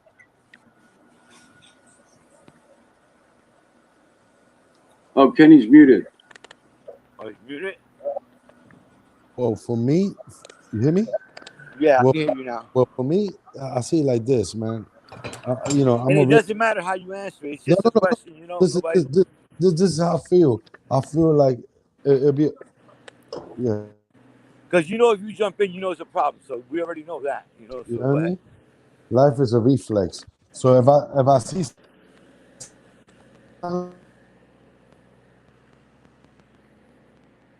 Yeah, something's wrong with his phone. I Rich, give probably him would. 20 cents so you can put the 20 cents in the phone. Hello. I don't know what I would do. I would definitely not film him. That's good. I would I say like that. At something. least you're being honest. At least you're being honest. As Yep. life is a reflex. You hear me? So I'm Yes. being honest. So I don't know what I would do. Maybe I would tell you, yo, Yeah. get the fuck off of me. I definitely would be pissed Yeah. off. You hear me? I'll Yeah. definitely be pissed off. Yeah. But I don't know what reflex I would have. You hear me? I would Yeah. I have maybe I respect have a that. reflex that I'm super high and drunk and I kick the Yeah. fucking officer and run off. You hear me? Yeah. And escape. You hear me? Yeah. And probably save the dude's life. You hear me? Yeah. You know what I Yeah. mean? I don't know what I would do. You know Yeah. what I mean? When I they don't want asked to me tell that you. question, that's what I said. I said, I don't know. Because when we act on impulse, when you act on impulse decisions, majority of the time it turns out negative. You know what I'm saying? It ends Yes. up being negative because by us intervening and trying to trying to push the officer off of his neck, we could easily get shot. You know what I'm saying? Most We could definitely. easily get shot and our lives can be lost. You know what I mean? Yep. Especially in that situation because remember, all those officers are all nervous right there. They don't know what to do. They were all nervous. Majority of them were young officers. You know what I mean? They were following protocol. They were nervous. I spoke to an officer that I know personally, and he told me, he said, if you look at it a few times, you can see how those officers were so nervous. They didn't know what to do. They didn't know what to do. All that training and all that, that they go through in a situation like that, they need to start focusing on situations like that more. Same way with autisticness, like my son's autistic, Rich's son's autistic. I forgot which state it was. A 15-year-old kid was having an outburst. The mom called 911 so they can calm him down and bring him to the hospital. Guess what? When the officers went into the house, the kid Okay, was chicken throwing butt. stuff. The kid was throwing stuff, and he was very angry. And the cops shot him 5 times. Mataron. Oh my God.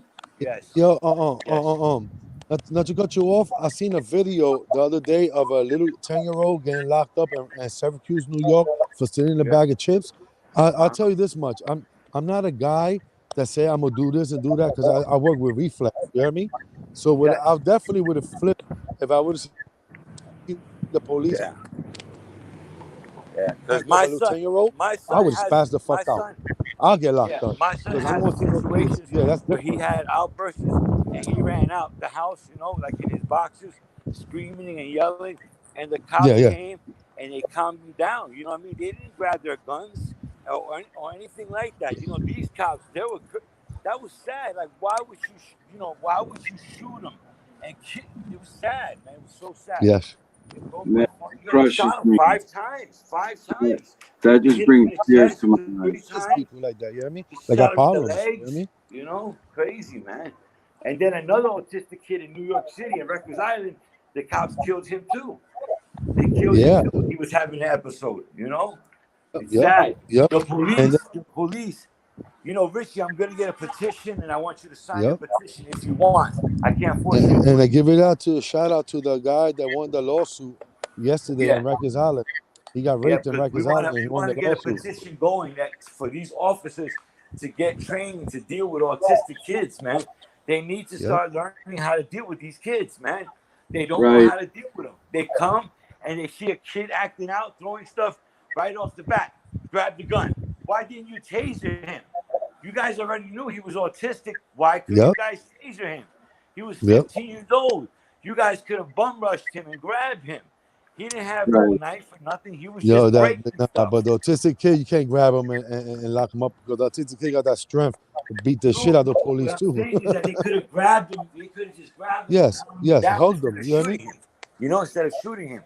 Like Yeah, I my would have son, hugged him. when my son has an outburst like that, there's officers that already know Zaid, and they already Yes. know how he acts out, and those same officers always come. You know what I mean? God And they bless them.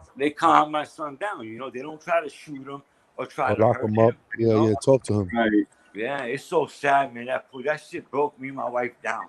Oh my God, that shit was so Yeah. sad. And Yeah, she man. Right. recorded, she had cameras in her house and she recorded everything. She Oh, you recorded talk about the African everything. American, right? The African American couple, No, the no, this lady was a with her white kid. son. This was a white kid, a white kid, a white kid. Yes, Yo, yes. He was walking in the she steps, and the recorded police was fighting with everything, him. bro.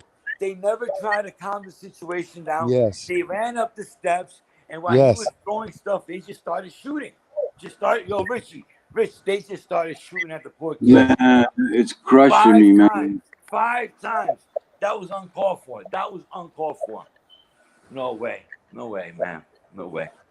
Mm-mm. See, because I know what it is to watch my son have a meltdown, and I have Yes. to distract his mind with something Yes. else, you Yes. know. You've been And through it. I hear these stories, and then right away I think of my son, Mm-hmm. and it hurts my fucking heart. Yeah. It hurts my heart, man. That's why, I was gonna start a channel up, and I was gonna have you come on it, a few other people, that have autistic kids. But then I was thinking about it. At the same time, there's gonna come negativity. You know what I'm saying? People are gonna be like, "Oh, he's doing it for money. He's doing it for this." So you know what I mean? I said, let me think about it real deep before I jump and I start doing it. And so right now I'm in the grips of thinking about it and thinking about how people are gonna come at me with negative stuff. People are gonna come at me with crazy shit. But I'm thinking about it. Rich. Because Yeah, people, do it, people, Saeed. people are crazy. People are crazy. I put a picture of my son because I got a little YouTube page. I never try to do the StreamYard thing. I don't do that. I don't like that. That's just me. Everybody got their own, things. So I put a picture of him playing with he's on a motorcycle. He's sitting down on a he's playing with this. It's a game room that we take him to, right? So Right. we give them extra money so he can spend more time by himself there, or one of his friends, right? And he sits down and he starts shooting at the game. He's got a little gun and everything. It's a toy place. It's like an arcade. And Our kid, yeah. it got over 953. It got over 953,000 views. Nice. 953,000 views it got. I God couldn't bless believe that. him. Yeah, it's God like bless it's him. like a 30-minute clip. I did a little clip. I couldn't believe it. And you know what? And there was a guy that said something negative. Oh, you want to make money off your son? So you always got to watch out for people like that. You Yes, know, yes, yes. Always it's a like I don't mean to pesky bring him reader. up. I don't mean to bring him up right now, but it's the truth and it's a fact. It's a fact. I don't care what anybody says. It's my opinion. It's America. I'm allowed to have my own opinion. Everybody got That's their own right. opinion. That's right. Hassan Right on. Campbell, people can say whatever they want about this young man. And he's not a young man, he's our age. People can say whatever they want about Hassan Campbell, right? But Hassan Campbell puts money in a lot of YouTubers' pockets. You know what I mean? Think about it. These guys, they sit there and they talk about him, but he's putting money in you guys' pockets. You feel me? He's putting money in your pockets. That's And I right. don't just, and I have a brother, he's a Muslim brother. I can't say that I love him for the sake of my belief system. You feel me? That's it. That's it. That's all it is. You know what I'm saying? I love him for the sake of Allah. But otherwise than that, I don't respect what he does. You know what I'm saying? And that's my Mm, opinion. Everybody got their own opinion. that's You right. use somebody else's name so you can get a nice hefty check from YouTube. You know what I mean? When you put his name in your titles, you get over 5,000 views all the time. You know what I mean? Don't put his name in your titles and see what happens to your channel. And a lot of guys are doing that. A lot of guys are doing that. And I'm not saying it's wrong. I'm not saying it's right, Kenny. You feel me? I'm Yeah, not he could saying sue your nothing like ass that. too. He could sue you when you No. talk shit. Damn, bro. Yeah. Yeah, they talk so negative about him, but why you wake up in the morning and that's all you see is everybody's channel talking about Hassan, right? That's all you see, right, Kenny? You wake up and you drink your cup of coffee, you go through your day, you hit YouTube, that's all you see. Hassan Campbell, No, Hassan but the Campbell, problem, Hassan you know Campbell. what it is? You know what it is? People are jealous of him. Oh yes. That's Thank you, what people Kenny. are. People are jealous Thank of you, people talk. Kenny. Everybody Thank that talk bad you. about him are jealous of Thank him you. because they can't do what he did. You know what I mean? Thank you. Thank you, Kenny. I'm a realist. I'm gonna keep it 100. Right. That's People are why I jealous of respect him. you. That's right. Shit, I like his channel. Yeah. And you know Shit, what? And you know what? And people can say whatever they want. Guess what? He uses money wisely. He uses money wisely. He bought a he nice take care of house his for family. his kids. A Yeah, he beautiful got house. yeah, bro. Come on. What are you guys YouTube, doing with your money? What are you guys doing? You guys over here smoking blaspheming and weed, talking bad smoking about weed, him. And y'all smoking smoking weed on the channel all day long. What do all you day guys long, got to smoking show? weed. Yeah. Guy got a beautiful house, him and his beautiful kids, and that's it, man. He knows what he invested his money. He didn't go, even though he likes to dress up, but you see him, he got a nice, like Kenny just said, he got a nice house he bought. He didn't just go buy name buckle belts, Gucci belts, and $100 sneakers. He bought some nice stuff for his family. Yeah, man. Yeah, right, Kenny. That's all you see every morning you wake up. Hassan Campbell, Hassan Campbell. It's like people are They they love jealous. him. They love him. They jealous. They're jealous. Yeah, you're right, man. And E- imagine, Kenny. Even Imagine let they, me tell you something. imagine they couldn't use his name. They'd be asked out. Yo, let me tell you something. Even the celebrities are Mhm. jealous of him. Yep. 'Cause the Yeah. way he's making his money so quick. You know what I mean? Yeah. No, for real. And he's Uh, making straight money. You know what I mean? what you call Fat Joe? Fat Joe was even talking to him. You know what I mean? Because he felt it. He Yeah. felt what he was saying. And he said he didn't have no problems with him. He was just talking about stuff that happened. Remember, Kenny, when you used to run in the Bronx in the '80s, stuff like that. He was talking about. He wasn't trying to bash Fat Joe. He was just talking the reality, the straight truth. Yep. Yep. And stuff, man. Yeah, people hate that young man for what? I don't understand, man. I don't Shit. I understand. never see that. I never be hating on that nigga. That nigga's my inspiration, man. Fuck Yo, that. he's smart, right, Kenny? He's Yo, smart too. none He's of my smart. inspiration because Yeah. I want to see how I be watching him for years, how he does the YouTube. You know what I mean? Well, how he got monetized. You know what I mean? I watch everything. You know how the way he talks. You know what I mean? He Yo, he brings. jumped on Warpath's channel one day, right? And they was He trying to did. yeah, he jumped on Warpath. Warpath put his number in there, and boom, he called him up right away. He said, "Why you got my name on your channel? What's going on here?" I was like, "Wow." He called Wow. him, and Warpath was like, "You see, people watch my channel," and he was like, "Yeah, I watch your channel, but sometimes you gotta watch it to say, oh, I have my own voice." He said, "Of course you got your own voice, and man, that's why I'm watching your channel." You know what I mean? And I That's respect you. right. You know what I'm You have to be saying? careful. You don't know who's watching. Yeah, absolutely, man. That's what happens. You be talking Yeah, you about don't know people who's who's listening fucking to you. what? You don't know who's watching you. You Who's know. in the bushes? You know what I mean? You can't Yeah. see who's in the bushes. No, at all, man. You have to At be all. careful what you say too. You know what I mean? Because it could be your And he's fucking doing his neighbor. thing, bro. He's doing his thing, man. He's not, you know what I mean? Like, come on, man. Stop hating on the guy. Just let him be. Let him do what he has, what he's doing, and that's it, But, bro. That's it. but Let him you want be. to know something, Zay? He not worried about nobody either. He's doing He it too. ain't. He ain't. You just said it. He ain't. He's He's not doing worried about him. none of them jokers, man. He's doing None of them him. jokers.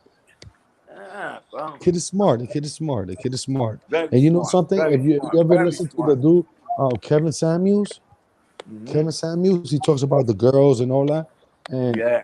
he's a YouTuber, and he already got a TV show. You know what I mean? They Wow. gave him a TV show. You know what I mean? He's on. Wow. They gave him a TV show already. He talks about counseling the women and everything. So he's Yeah. phenomenal. You know what I That's mean? You know, awesome. Yeah. you start a lot with YouTube. You know what I mean? And he Yeah. started with a lot of hate. Everybody don't like him, but look at where he's at right now. Mm-hmm. Yeah. Yo, he was on a live the other day, right? Kenny and Richie, bro. He went close to 20,000 views. 20,000 views on his show that day. Who? That Bananas. yo, that was on a Saturday, bro. He broke some type of record, man. It was crazy. It was 16,000, then 19,000, then it hit the Yeah, mark 20. Because I think yes, you can only get 20,000 views. I think something yes. like that. No, Yeah. and you know what? And then you see those $500, the $200, Yeah, everything, all that yo, money coming in. yo, I watch it. I put it on a piece of Yo, paper and I before tell, before bro, he before he done start made ten talking, thousand dollars on one yo, view. On before he one start view, he done made talking, 10,000, bro. yo, He Richie, done before made he ten start thousand. talking, he makes Huh? Yeah. over 10,000. Before he start talking, he makes like Yeah. 5, 6,000. Yes, yes, yes. Before he start Yeah. talking, word up, Wait, is that Warpath or Hassan? Hassan, Huh? Hassan.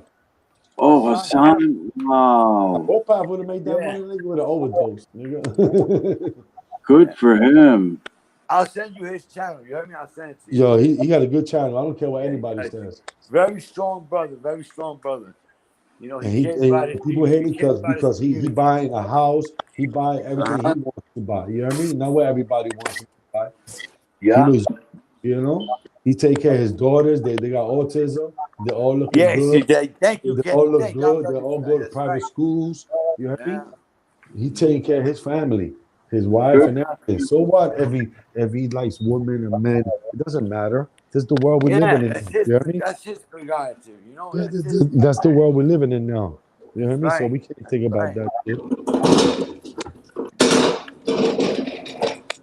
That's awesome. Did Yeah, you? I watched this channel a couple times. Hassan Campbell. Yeah, it's a little gimmick, you know what I mean? But it's fun to watch because he talks the real shit. You know what I mean? Right. He But he talks real just shit, came out of and nowhere and people just hate took it. over. He likes covering events. He likes to speak on covering events. You know what I mean? Yo, Yeah. guys, I gotta let y'all go. All right, guys. Yeah. All right, Kenny. Enjoy the rest of your day. Thanks for having me here, guys. All right, brother. Salute. Lou, Saeed. Yo, I'm gonna do a live at about 6 o'clock. All right, guys. All Stay tuned. right. Cool. Cool. I will. Hey, Salute. Zaid, I got a question. Are you on IG, Instagram?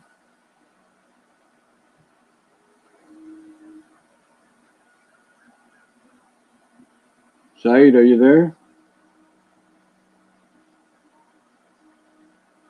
Oh, I think I might have lost Said. I wanted to see if he had an Instagram page. Said, if you could hear me, anytime you want to do a live on, being a parent of an autistic child, let me know. We'll do it. You know, forget the haters. They're not walking in our shoes.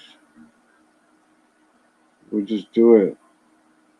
Said, I think you might be muted.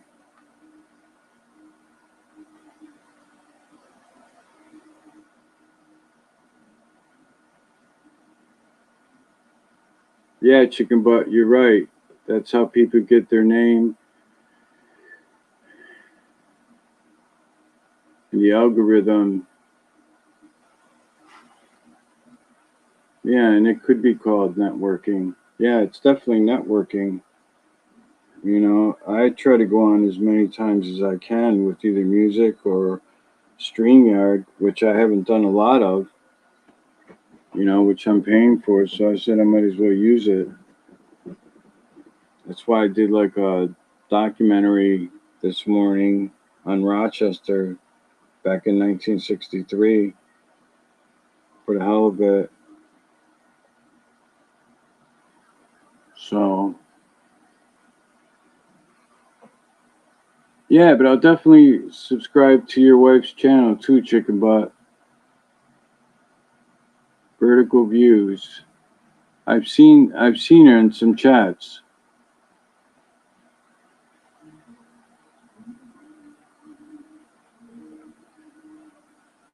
I'll have to check it out. Do you and her ever do lives, Chicken Butt, on StreamYard?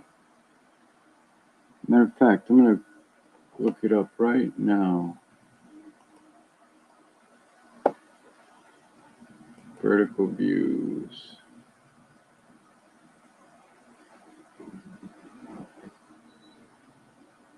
And I think I'm pronouncing it wrong. Virgo Views. Subscribe to it right now.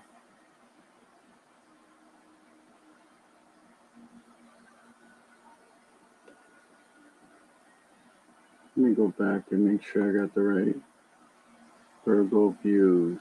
2 words. Let's see.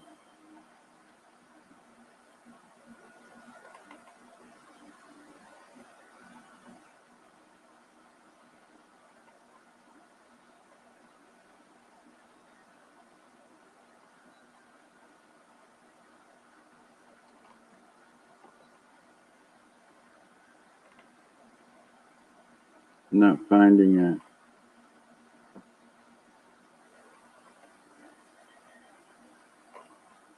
Wait a minute.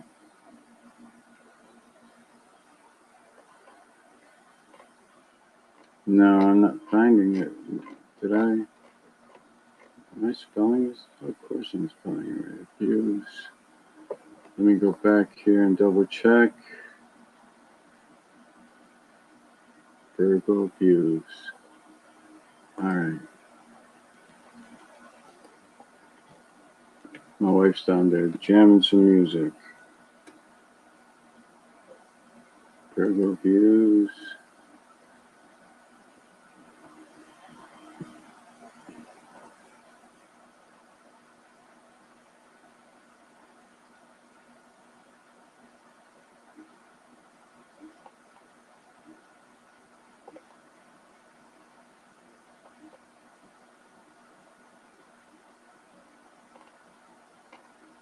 One word? Type it in as one word. See what we get that way.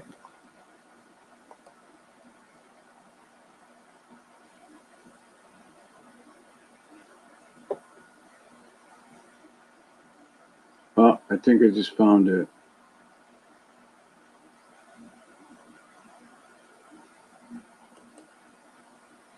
Yep. This is it. I'm almost sure.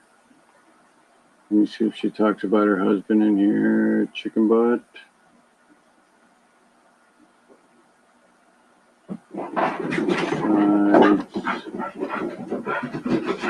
Subscribe. Hit the notification bell. There, Chicken Butt. I just subscribed to her. I hope that's the right page. Oh no, next time I see her in the chat, I'll definitely, click on channel and make sure I got the right channel.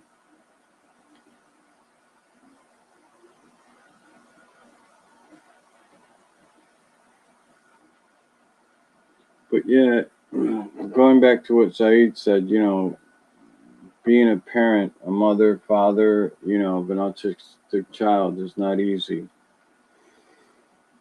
For one, their diet changes all the time. You know, and when you tell an autistic child, like, okay, I'll get it for you next week, they don't forget. I mean, a lot of kids are like that, but on an autistic child, they're like, Daddy, you said you were going to get me, you know, a new bike Friday, and it's Friday today. They do not forget. That's stored in their memory banks. And come Friday, there's an alarm that goes off that tells them, you know, like, it's Friday and Daddy said he's getting me a bike. You know, it was hard for my son this year to go to school, so we homeschooled him. You know,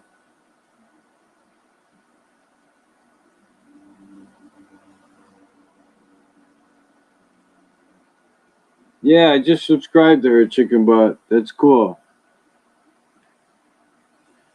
Do you have a dog? Because I seen a dog on the page in the car, I think. I have 3 dogs. 3 dogs and 2 ferrets. They keep me in shape taking care of them.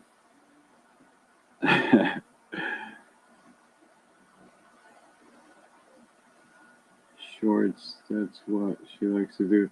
Yeah, there was, oh, okay. Yeah, I've seen a lot of short videos. That's cool. That's what little Mario told me I needed to do, a lot more short videos. And now that summer's here, I'll just show off some of Rochester. Right, yep. I think I got her. I think I got the page. Thank you so much.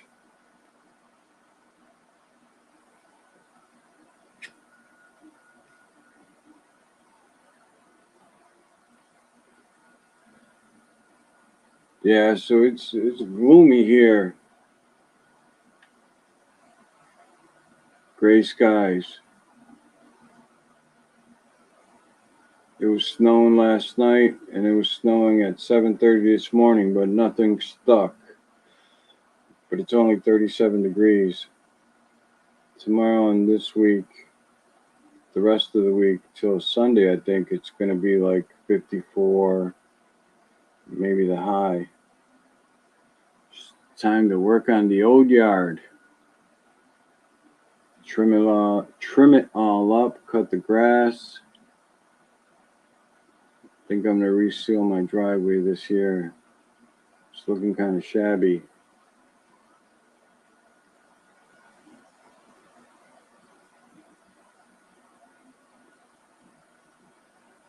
My shed where I keep all my yard equipment and all that, I have to clean it out. It is a mess. I went in there to get my lawnmower. I was fighting with everything that was in my way. Put that snowblower away.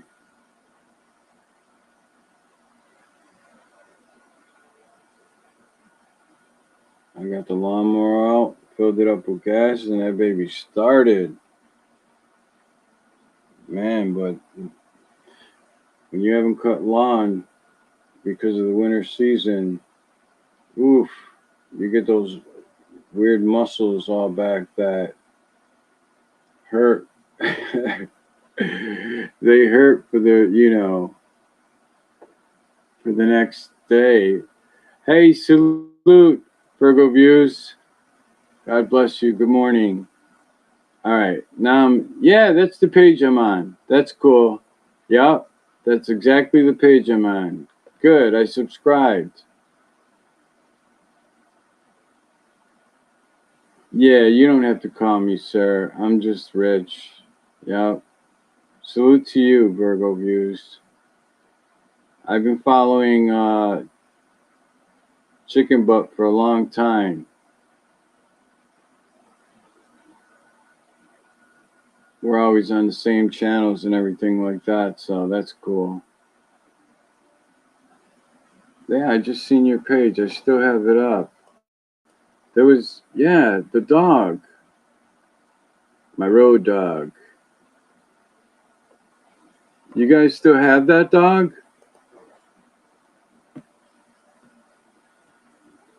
He looks like a black lab.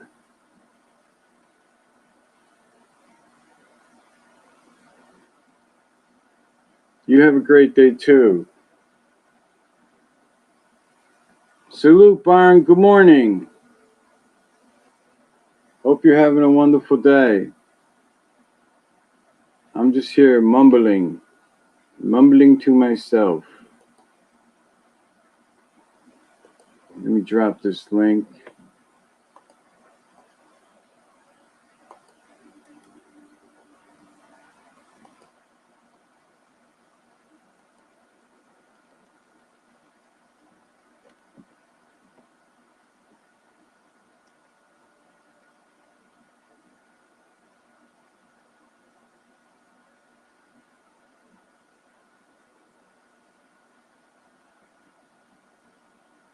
Yeah, I was playing music earlier this morning, and then I did a documentary on Rochester on this live right here. I've been on for 2 hours. I'm not going outside to do no work. The grass is wet. Only thing I have to do is bring in my toters. It was garbage day today, this morning.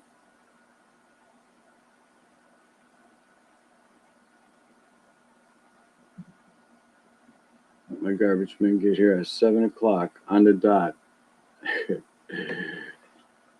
Thank you, Barn. Thank you. God bless you and your family. Thank you so much. I appreciate that.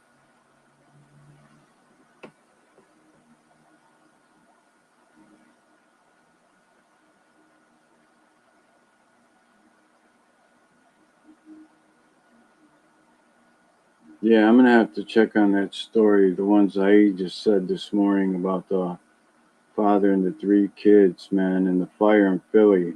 I don't know if you heard that, Barn, but that's sad, man, when you hear something like that. It's just like gut wrenching, especially when it's kids, man. I got 9 grandkids. The oldest one is 15. The youngest one is 4.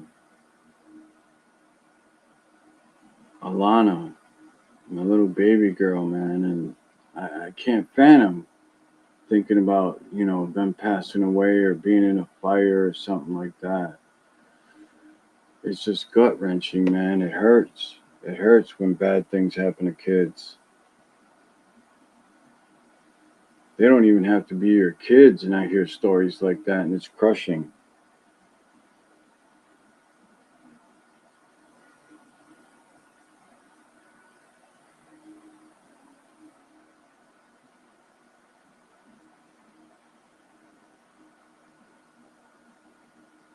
That's why I pray for my grandkids every night and tell God to bless them and protect them.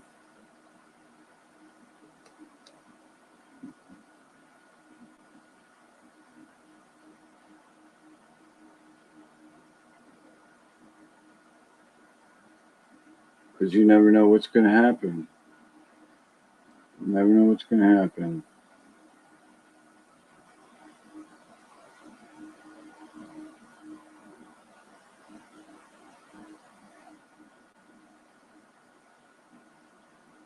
Yeah, I'm an old grandpa. Love my grandkids. I love when I see them too. They make me smile. Because they're so full of energy.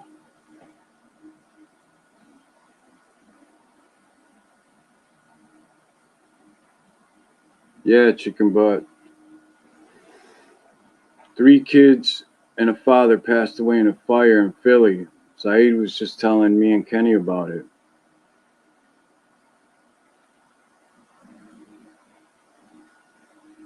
Even though it's going to hurt me, I got to check it out. I want to see, what happened or whatever.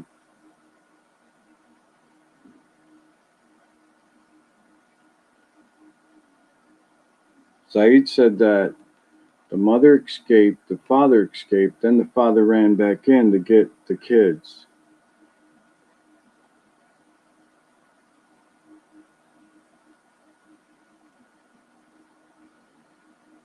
Way back when I was in a fire, that's the scariest thing you can be in. Even Murph, I heard Murph talk about him being in a fire. Yeah, that's the scariest thing that can happen to you. And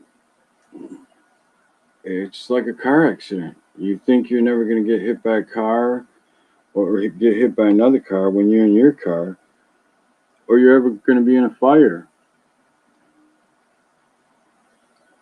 But it'll happen, you know. God forbid, but sometimes it happens, and it's sad. Right, Byron. We got to say prayers for that family today. Definitely, prayers go out to that family. God bless them. God bless the mom.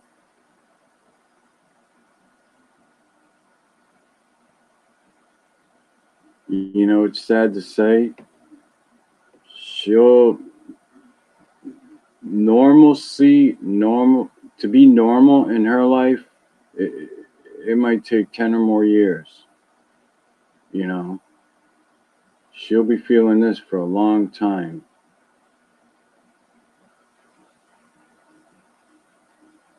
A long time. How do you recover from that?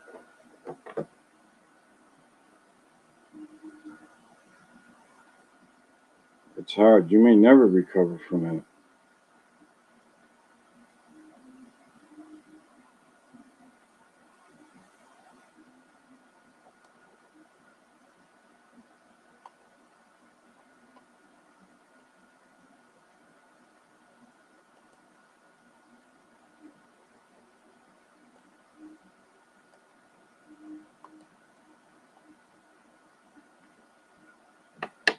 You may never recover from it. Hey, Barn, I want to commend you, man, on your merchandise, man. For somebody that did it for 30 years, you are kicking ass. That's awesome. That is awesome. And you're doing a great job, too. Your setup and everything, you know, that's great. The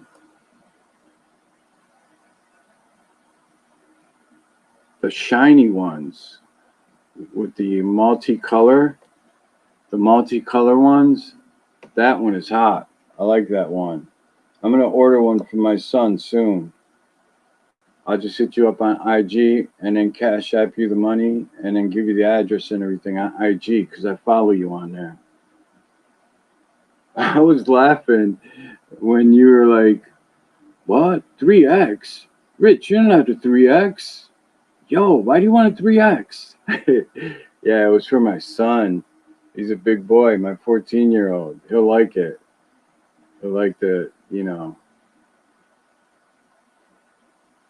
like it a lot. It's a cool logo, too.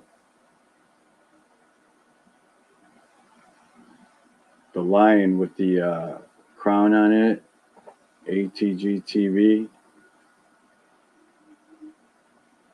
Yeah, he'll like that a lot. He watches some stuff on YouTube, his little gaming channels and stuff like that. So with the YouTube logo on there, he'll feel official.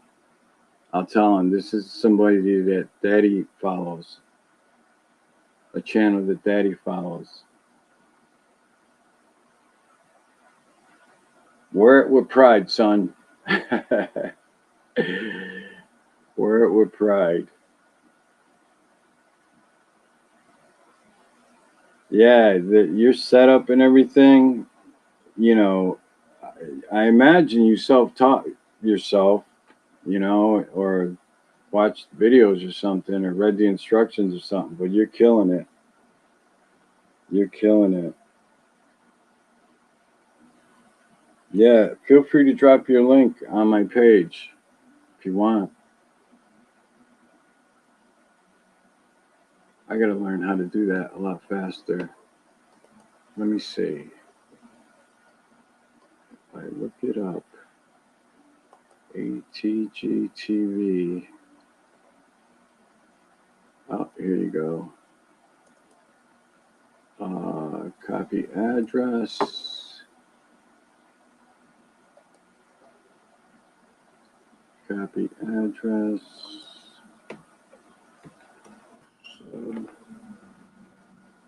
Sub to ATG TV. And the link. Paste. And it's right there. There you go. I did it.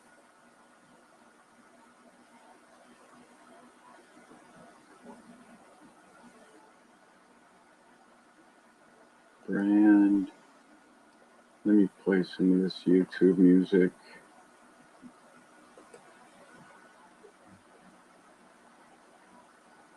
Which one? In the space. Just play some of that. Kind of lower the hair.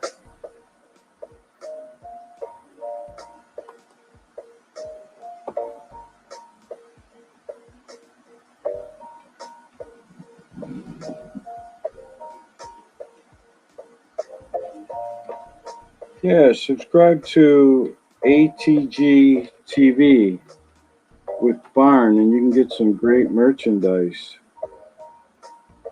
T-shirts, hoodies. Everything must go.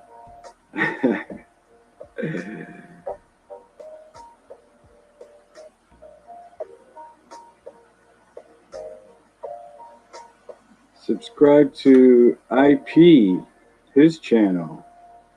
IP's got some great merchandise too. Tommy D and the Wrench Gang, salute, brother. Salute from work. Tommy D is turning those wrenches, giving you a smooth and better ride.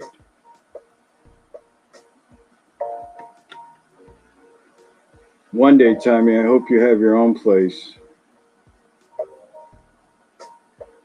That'll be so cool.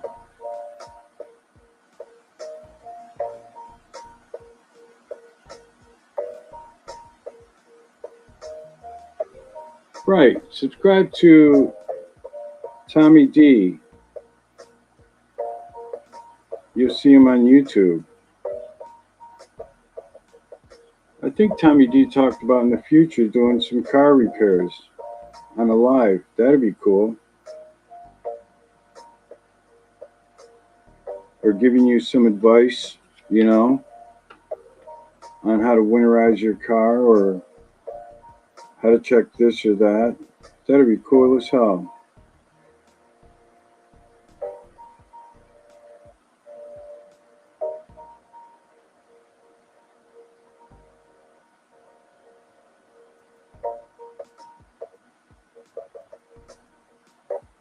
Hey, here's some other channels you can subscribe to. The iTalk channel. If they only knew. You got Chapo and Maine on there. Great channel. They do some great interviews. Look up all these channels on YouTube. You'll have a lot of fun. You have the Once Upon a Time channel with Little Mario, aka Sade. He's got a great channel. Very funny guy.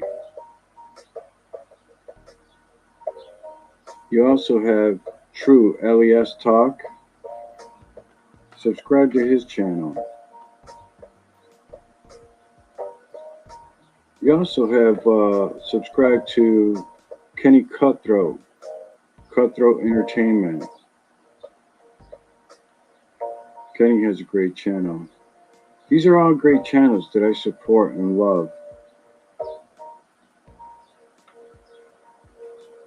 You also have the Dirty Kenzo, which he has great beats, great music. Hopefully one day my people will call his people and I'll be able to play his music on my on my channel. But until then, I wouldn't dare. Murph would drive to Rochester and kick the shit out of me.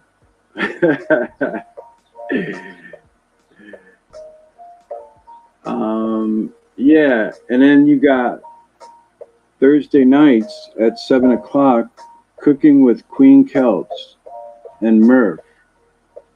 They have a great time in the kitchen, and they bring great recipes, to their channel, on that channel. And it's a lot of fun. They have fun doing it. It's just not all, like, okay, 1 cup of sugar, 3 cups of salt. No, there's that, but there's all that fun in between there, which is really cool. So, great channel. Subscribe to them. Cooking with Queen Celts and Murph. You have a lot of fun.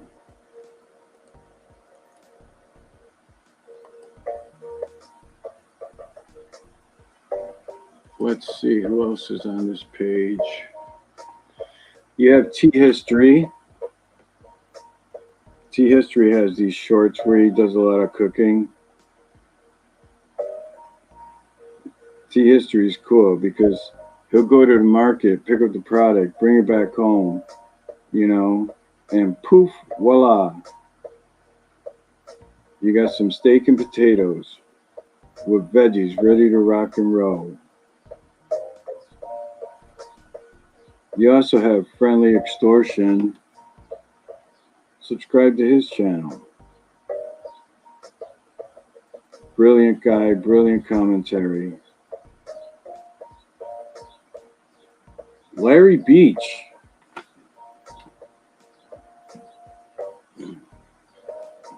Larry's a great guy. Subscribe to his channel. And like I said, all these channels are fun. There's no drama and craziness on there. And if there is, everybody's always like, no, don't stop, or the channel, the channel just tell them to stop. But it's great when you're on these great channels because there's all this, camaraderie and fun. You have Honda Mommy. Subscribe to her channel. Honda Mommy is the best when it comes to dropping a link. She's fast, and I won't stop saying that. You have Breezy Bree. Subscribe to her channel. Great channel.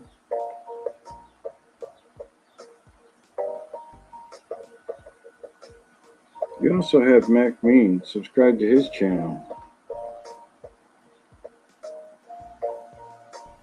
True Stories with Mac Mean.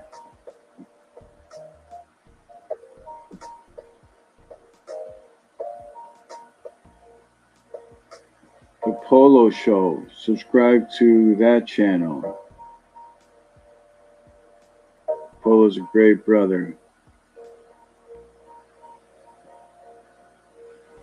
He's been feeding the homeless for months.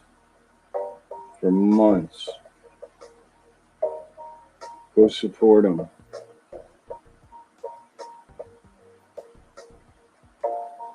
That's a great brother with a big heart.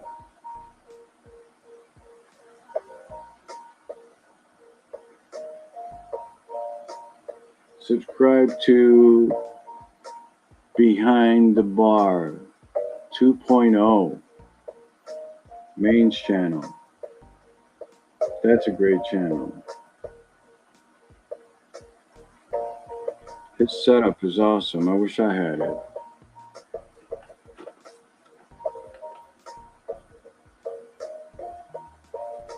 His setup is awesome. That's one of the things that would get me is one of those sound boxes. Just for the hell of it. With the applause and just the crazy sounds.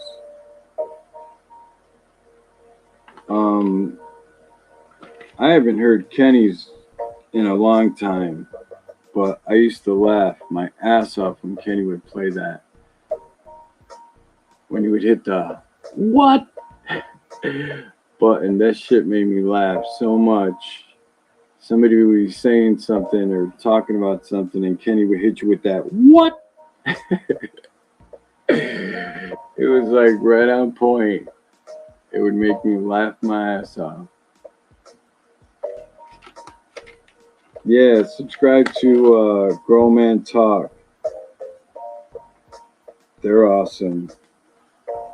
You got P and Fame in there. Two awesome brothers. Hey, subscribe to Frank White's channel too. It's like every 2.5 weeks, Frank comes up with a new beat, which is really cool. He's working really hard on it. He's working really hard on it. And good for him.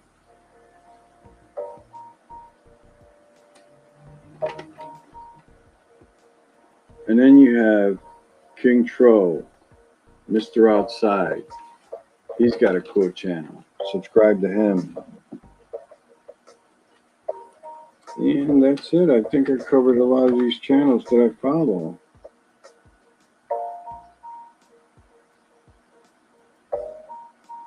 The great thing is that these channels that I follow, you have people that you know, and then you always get to meet new people, you know, from all over, which is cool. Cool as hell. You know?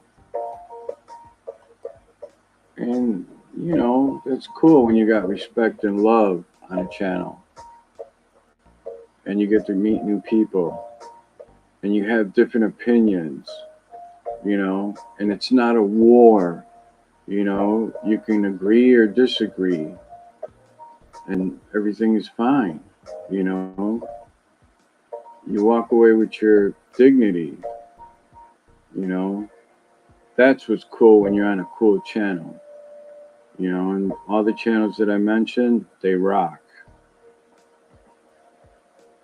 You can have fun, you can roast each other, and there's no, you know, nobody's butts hurt, you know. That's what I'm learning from the channels that I've been following and I follow. Salute, old head. God bless you, brother. Old head is in the building.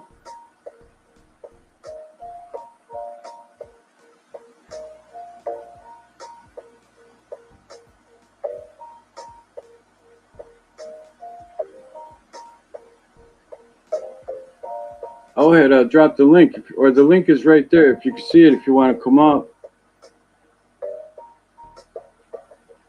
I don't know if you see the link.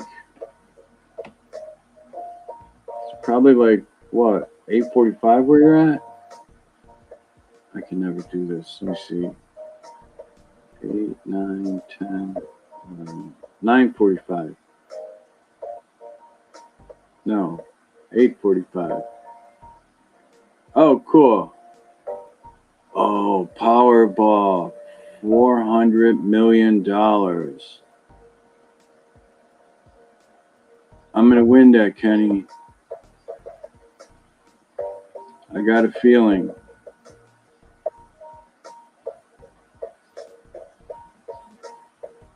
If I win it, I'm gonna build a real YouTube studio and get out of this cave.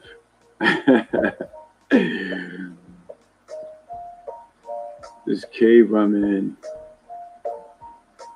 Get a real computer. Yeah, because when I have 4 or 5 tabs open, I thought YouTube was playing games on me with these little glitches of no music. But it's just my laptop. It's like you can't handle all that.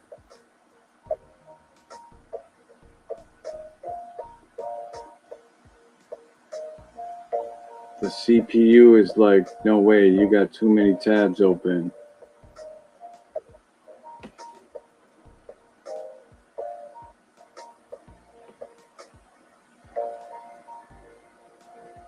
Ohead, be safe running your errands, man. God bless you. Ohead from the West Coast.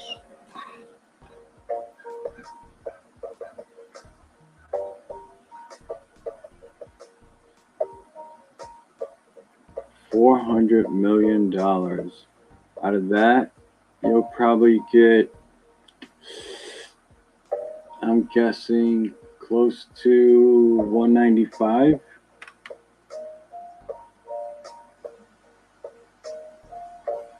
And then on top of that, taxes,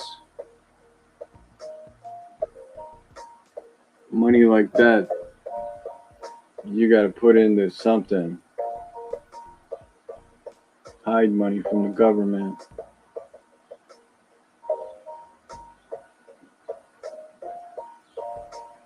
That's crazy money.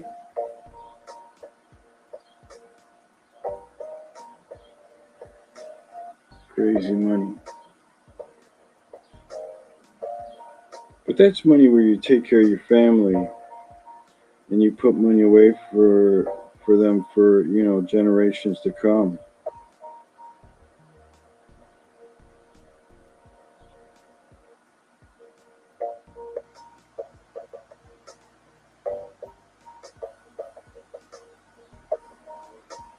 But then on top of that, you just got to be fearful of the vultures, because they'll definitely come after you. All these charities and nobody that knew you will be pulling up. Right, Ohead? Half of that? Definitely.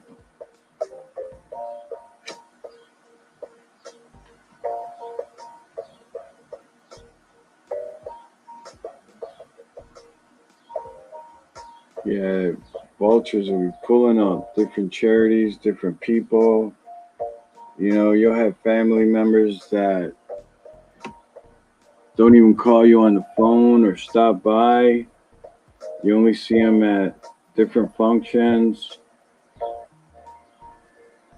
And then everybody will have a business idea.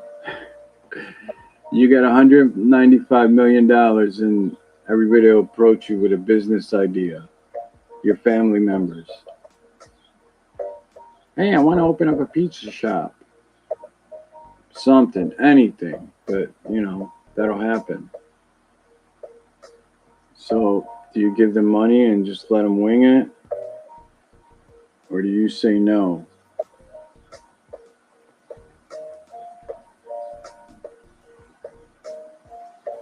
Sometimes you have to say no.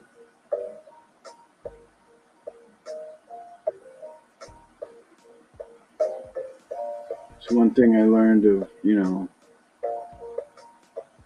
when I was in sales, you'd have these other salesmen come in and say, like, your company's booked. But they would come in and say, I need this by Friday. And it's like, no, we're working 14 days out. I'll pay a rush charge. It's like,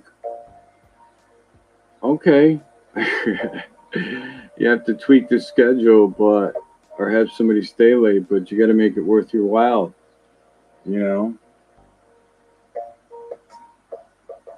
But sometimes you just have to learn how to say no. And people get hurt by it. People go insane. Some people do, like they take it to heart. Like, oh, why are you treating me like this? Or especially family members. Oh, but I'm family. But yeah, you never invited me over to your house for a cup of coffee or ever came by my house. And sure, the phone and visiting works both ways, but as far as I remember, tag, you're it. You were the last person that I visited. But yeah, 400 million.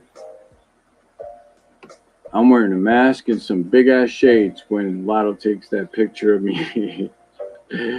But they'll be plastering my name all over the place. Rich Martinez, the $400 million Lotto winner. I'll have to drive to a state next door to mine.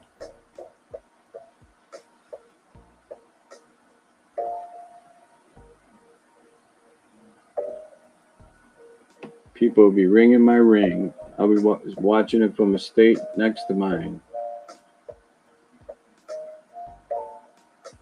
I'll be hidden in Pennsylvania somewhere, watching people on my ring, in line. Hello, how can I help you? It'll be family members and charities and everybody and their brother. You hear stories like that all the time. All the time. Nobody knew who you were or didn't care about you until you hit that $400 million jackpot. You'll have people from high school. People from high school. Yo, remember we skipped that one day and we smoked a blunt on the bleachers? It's me, Julio.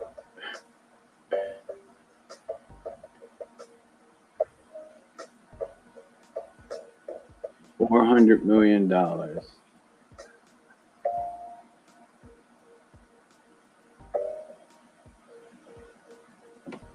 I definitely built me a ranch house. No upstairs. Everything one floor. Let me see. I would want 4 or 5 bedrooms and at least 3 or 4 bathrooms. And a jacuzzi that I could jump in for my old bones.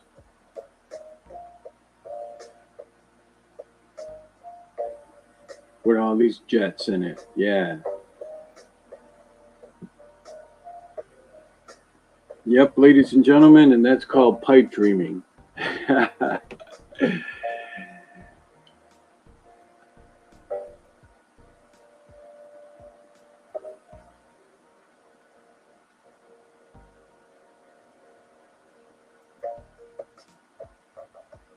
But the great thing would be to invest in, something for the future of your family, your grandkids, your kids.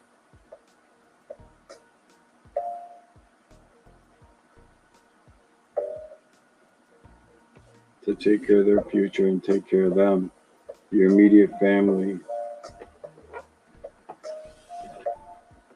I remember that one crazy video that they showed. It was a newscaster, and I think it was either Powerball or Mega or real high. I can't remember which one. And she grabbed this guy and said, "Hey, what are you gonna do if you win the jackpot?" And he said, "Cocaine and hookers." Well, all right then. I don't even know if they aired that on the news or it was just a YouTube video. But yeah. He said cocaine and hookers.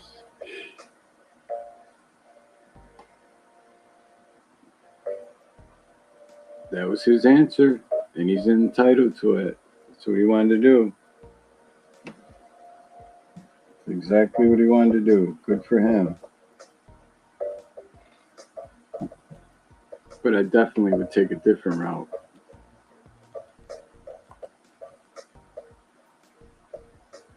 $400 million. I'm definitely in. I'm playing today.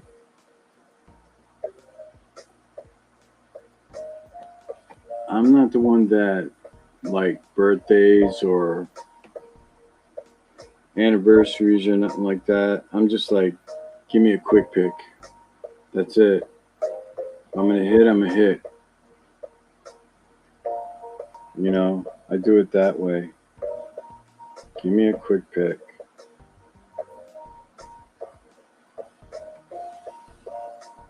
If it's within the stars, I'm winning. If not, What are you gonna do? I know a few people though, they bet heavily on that. $50, $60,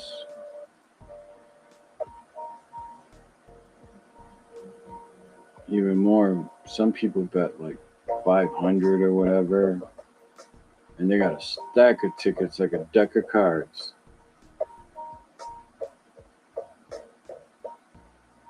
I've seen that. It's like, no, man, that's way too much. Didn't you see the commercial, $1 in a dream? But now it's $2 in a dream.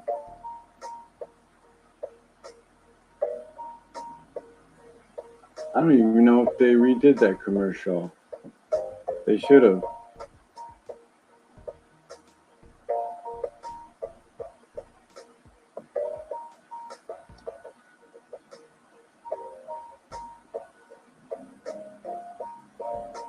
Every week they're coming out with a new scratch off game ticket.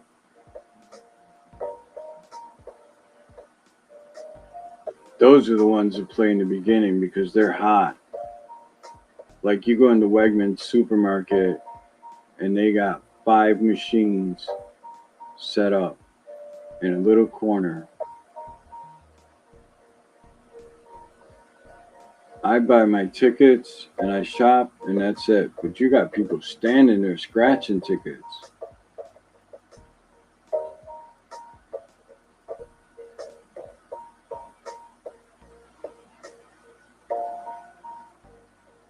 I was in there one night and I bought some scratch offs and this guy was there scratching his tickets off. And it must have been his wife that came up to him and said, whatever, Steve, I'm ready to go. He's like, hang on, I just won $260. And something came over me where I said, I should mug this dude in the parking lot. But I'm not like that. But, he blurted out. I'm like, damn, Steve. But good for him. Yeah, them scratch offs. Oof.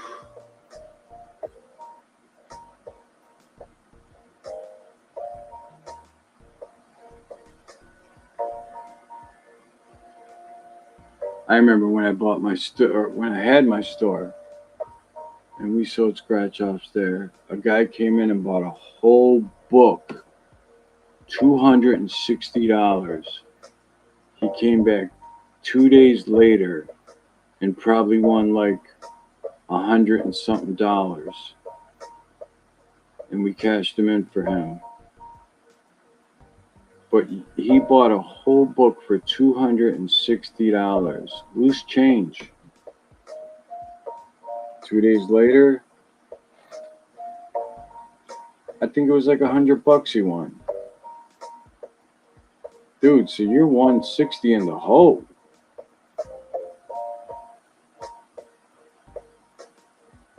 And he had this depressed look on his face, like we made him buy the whole book.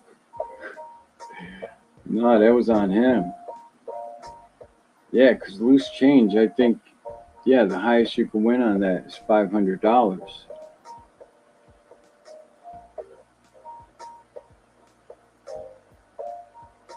Yeah, it's 500. I'm almost sure it's 500.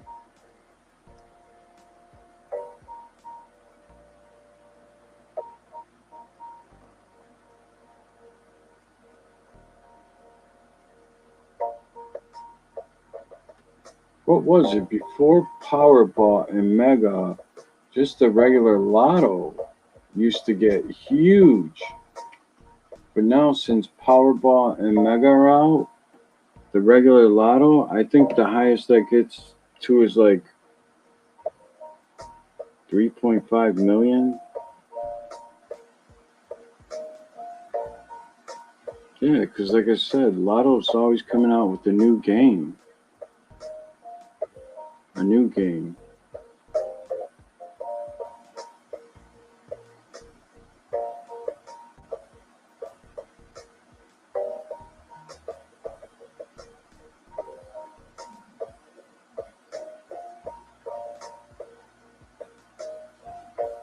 I guess a lot of that goes to education too, from what I heard, but I'd like to see how much or how it's being utilized, for education.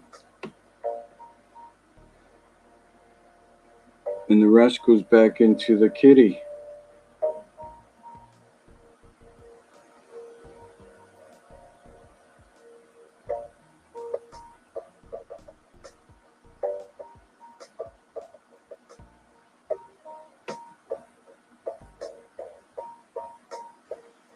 The sun is definitely trying to peek out here in upstate New York,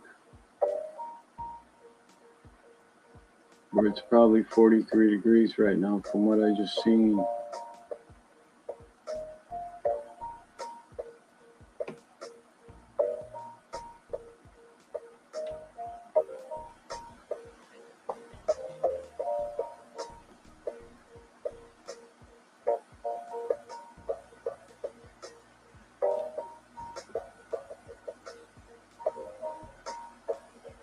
Tommy D, what are you working on today? Brakes? Water pump?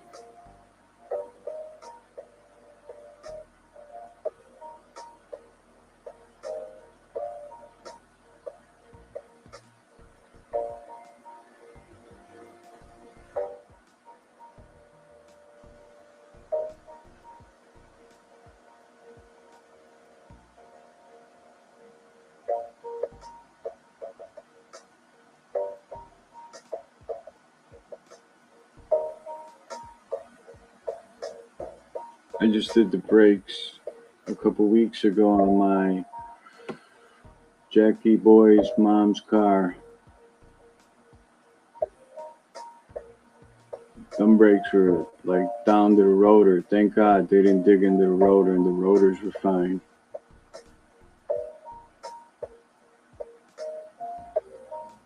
She asked me if I would take it somewhere and get it inspected. She's got a long driveway. And I was going towards the street in the driveway, and I hit them brakes and they went to the floor. And I was like, this shit ain't gonna pass inspection. You need brakes. How are you driving my son around this, in this car? A 2016 Ford Fiesta, and the brakes are to the floor. That's some Fred Flintstone shit right there. You might as well open the door and use your foot to stop.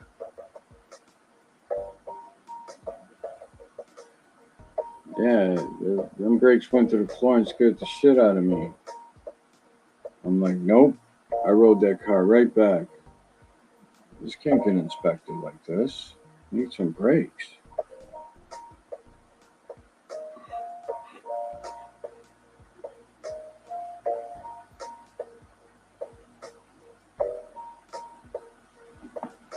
Yeah, I had some crazy cars back in the day. And it always seems like they broke down during winter.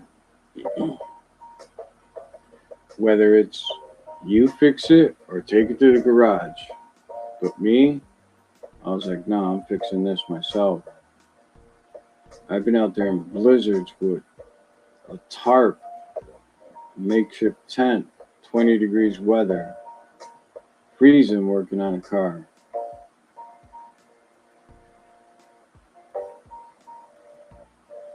Drinking some serious hot cocoa. That's why I think my hands hurt all the time. Arthritis. I'm turning those cold ass wrenches in the wintertime.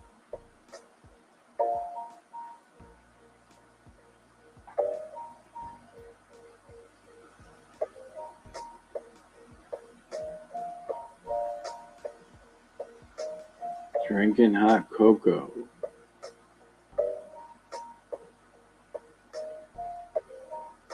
And then you're out there for 4 hours and your body doesn't even think about getting warm for another 4 hours. Your bones are cold. You're like aggravated. I'm tired of this damn car. I'm trading it in. Then you look out the window and you look at the car and say, no, I'm going to keep it. I like that car. And then next month, there's another problem. You just put in a water pump, but your cheap ass didn't change the freaking hose that was on the bottom. And it starts leaking. And then your temperature gauge is going up. And then there's antifreeze all over your damn driveway.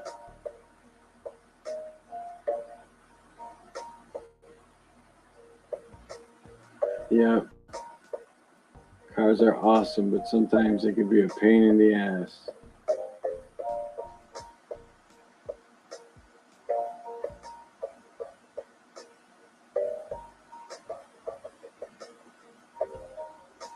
And speaking of cars, it's amazing that it happened to me the other day.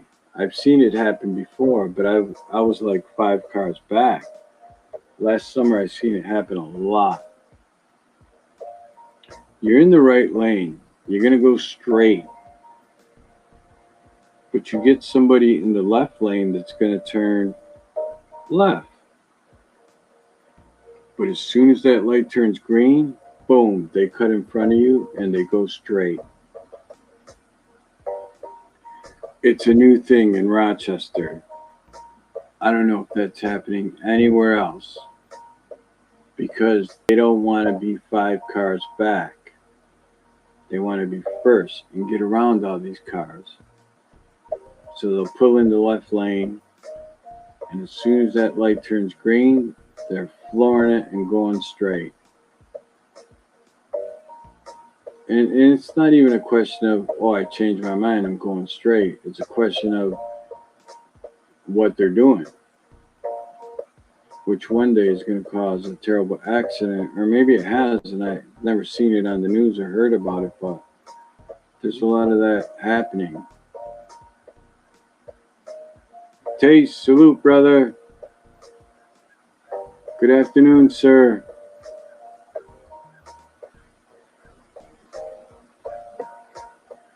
Yeah, it's a little trick that everybody's doing. They psych you out by turning left, and then that light turns green, boom, and they're gone. They're in a hurry, like their house is on fire, God forbid, or like they got to go to the bathroom and do number 2, something, or they just don't want to wait. But a lot of that does happen.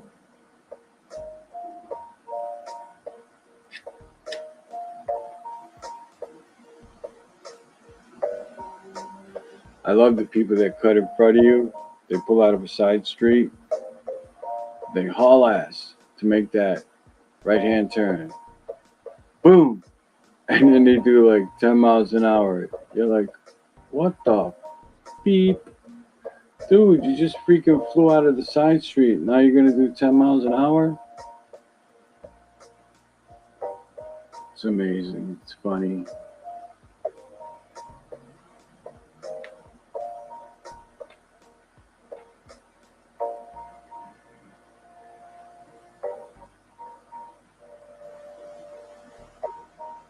Road rage.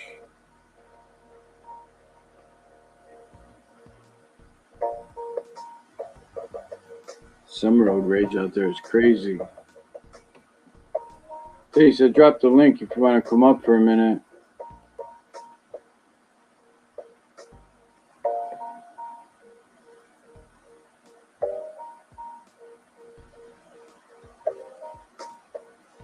Or maybe somebody else is live.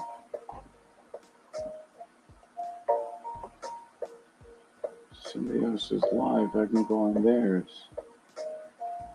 Behind the Bars live.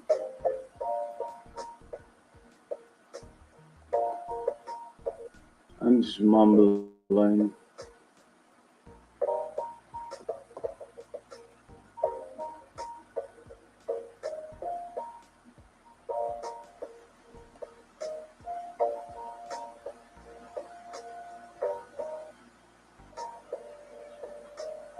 Wait, I think I got too many pages open here.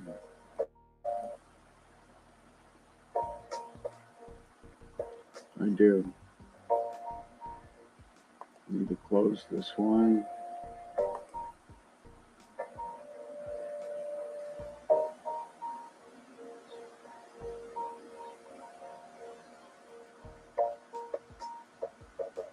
Right, great point, Kenny. You live. That's all that matters.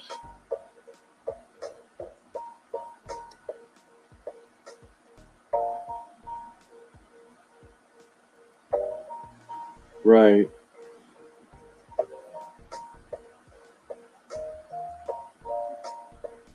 You get to go home and be with your family and loved ones.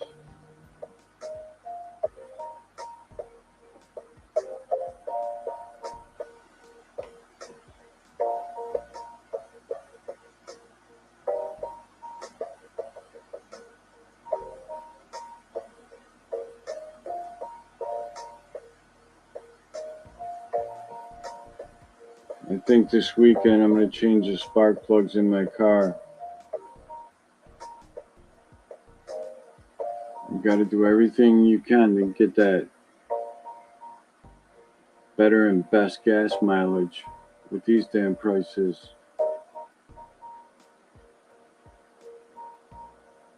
What I paid the other day, $4.26. Yeah, $4.26 at Delta Sonic.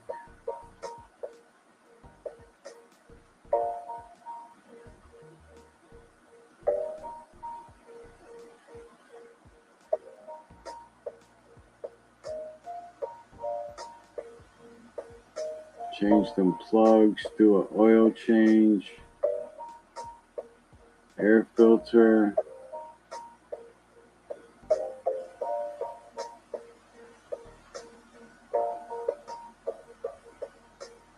Make sure the tire pressure is right on.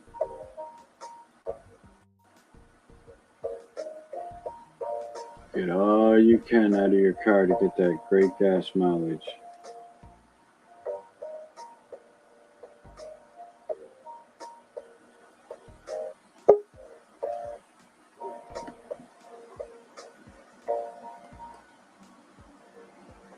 My brother Taste, salute, salute. How are you, brother? What you up to?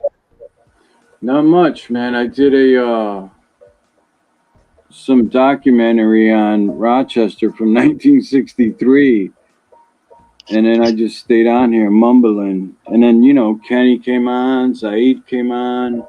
Salute to those brothers. They came up on the panel. I started watching that thing you had there, but they were doing freaking fire drills over here because the inspectors were in the building and they had to check all the whole system. Right, right. The shit's been going on and off since like 8 o'clock this morning, bro. Driving me crazy. Wow. Yeah, they finished now, but I mean, Right. yeah, I was gonna get ready to go out for a little while, but plans change. Shit happens. Right. Yeah, like yesterday, I was sleeping in, and for some reason, my neighbor decides to change his skylight in his kitchen, and it's right next to, his house is next to mine, and those guys, they must have pulled the skylight off, and then they got like a leaf blower on there blowing off all the debris and everything. And I woke up and I'm like, and I did have my window open like 3 inches because it was nice, to get that nice fresh air. And I'm like, what the mother hell is that? Yeah, that shit happens. Yo, and then, I'm still laying in bed because it went off. And then here comes the pounding. Bum, bum, bum, bum, bum. Bum, bum, bum, bum, bum. And I'm like, mother, who's building some what? I got up and I looked, and there were contractors on his roof. Uh, when stuff happens like that every once in a while, it's so it's something you got to deal with. But Hmm. when when you got sometimes neighbors that are constantly doing it, sometimes sometimes you feel like it's on purpose. Right, You know what I mean? Because I had dealt with shit like that in my lifetime, and I do it twice as worse. When I feel that it's doing shit like on purpose to get on like my nerves and shit, I'm like, right, okay, you want to play games? I'll wake up at 4 o'clock in the morning and I just start freaking pounding away at everything I can find, just so I can fucking start. You know what I mean? Giving them right. a taste of my of their own medicine. Exactly. I'm saying because some people do shit right, and they do shit on purpose.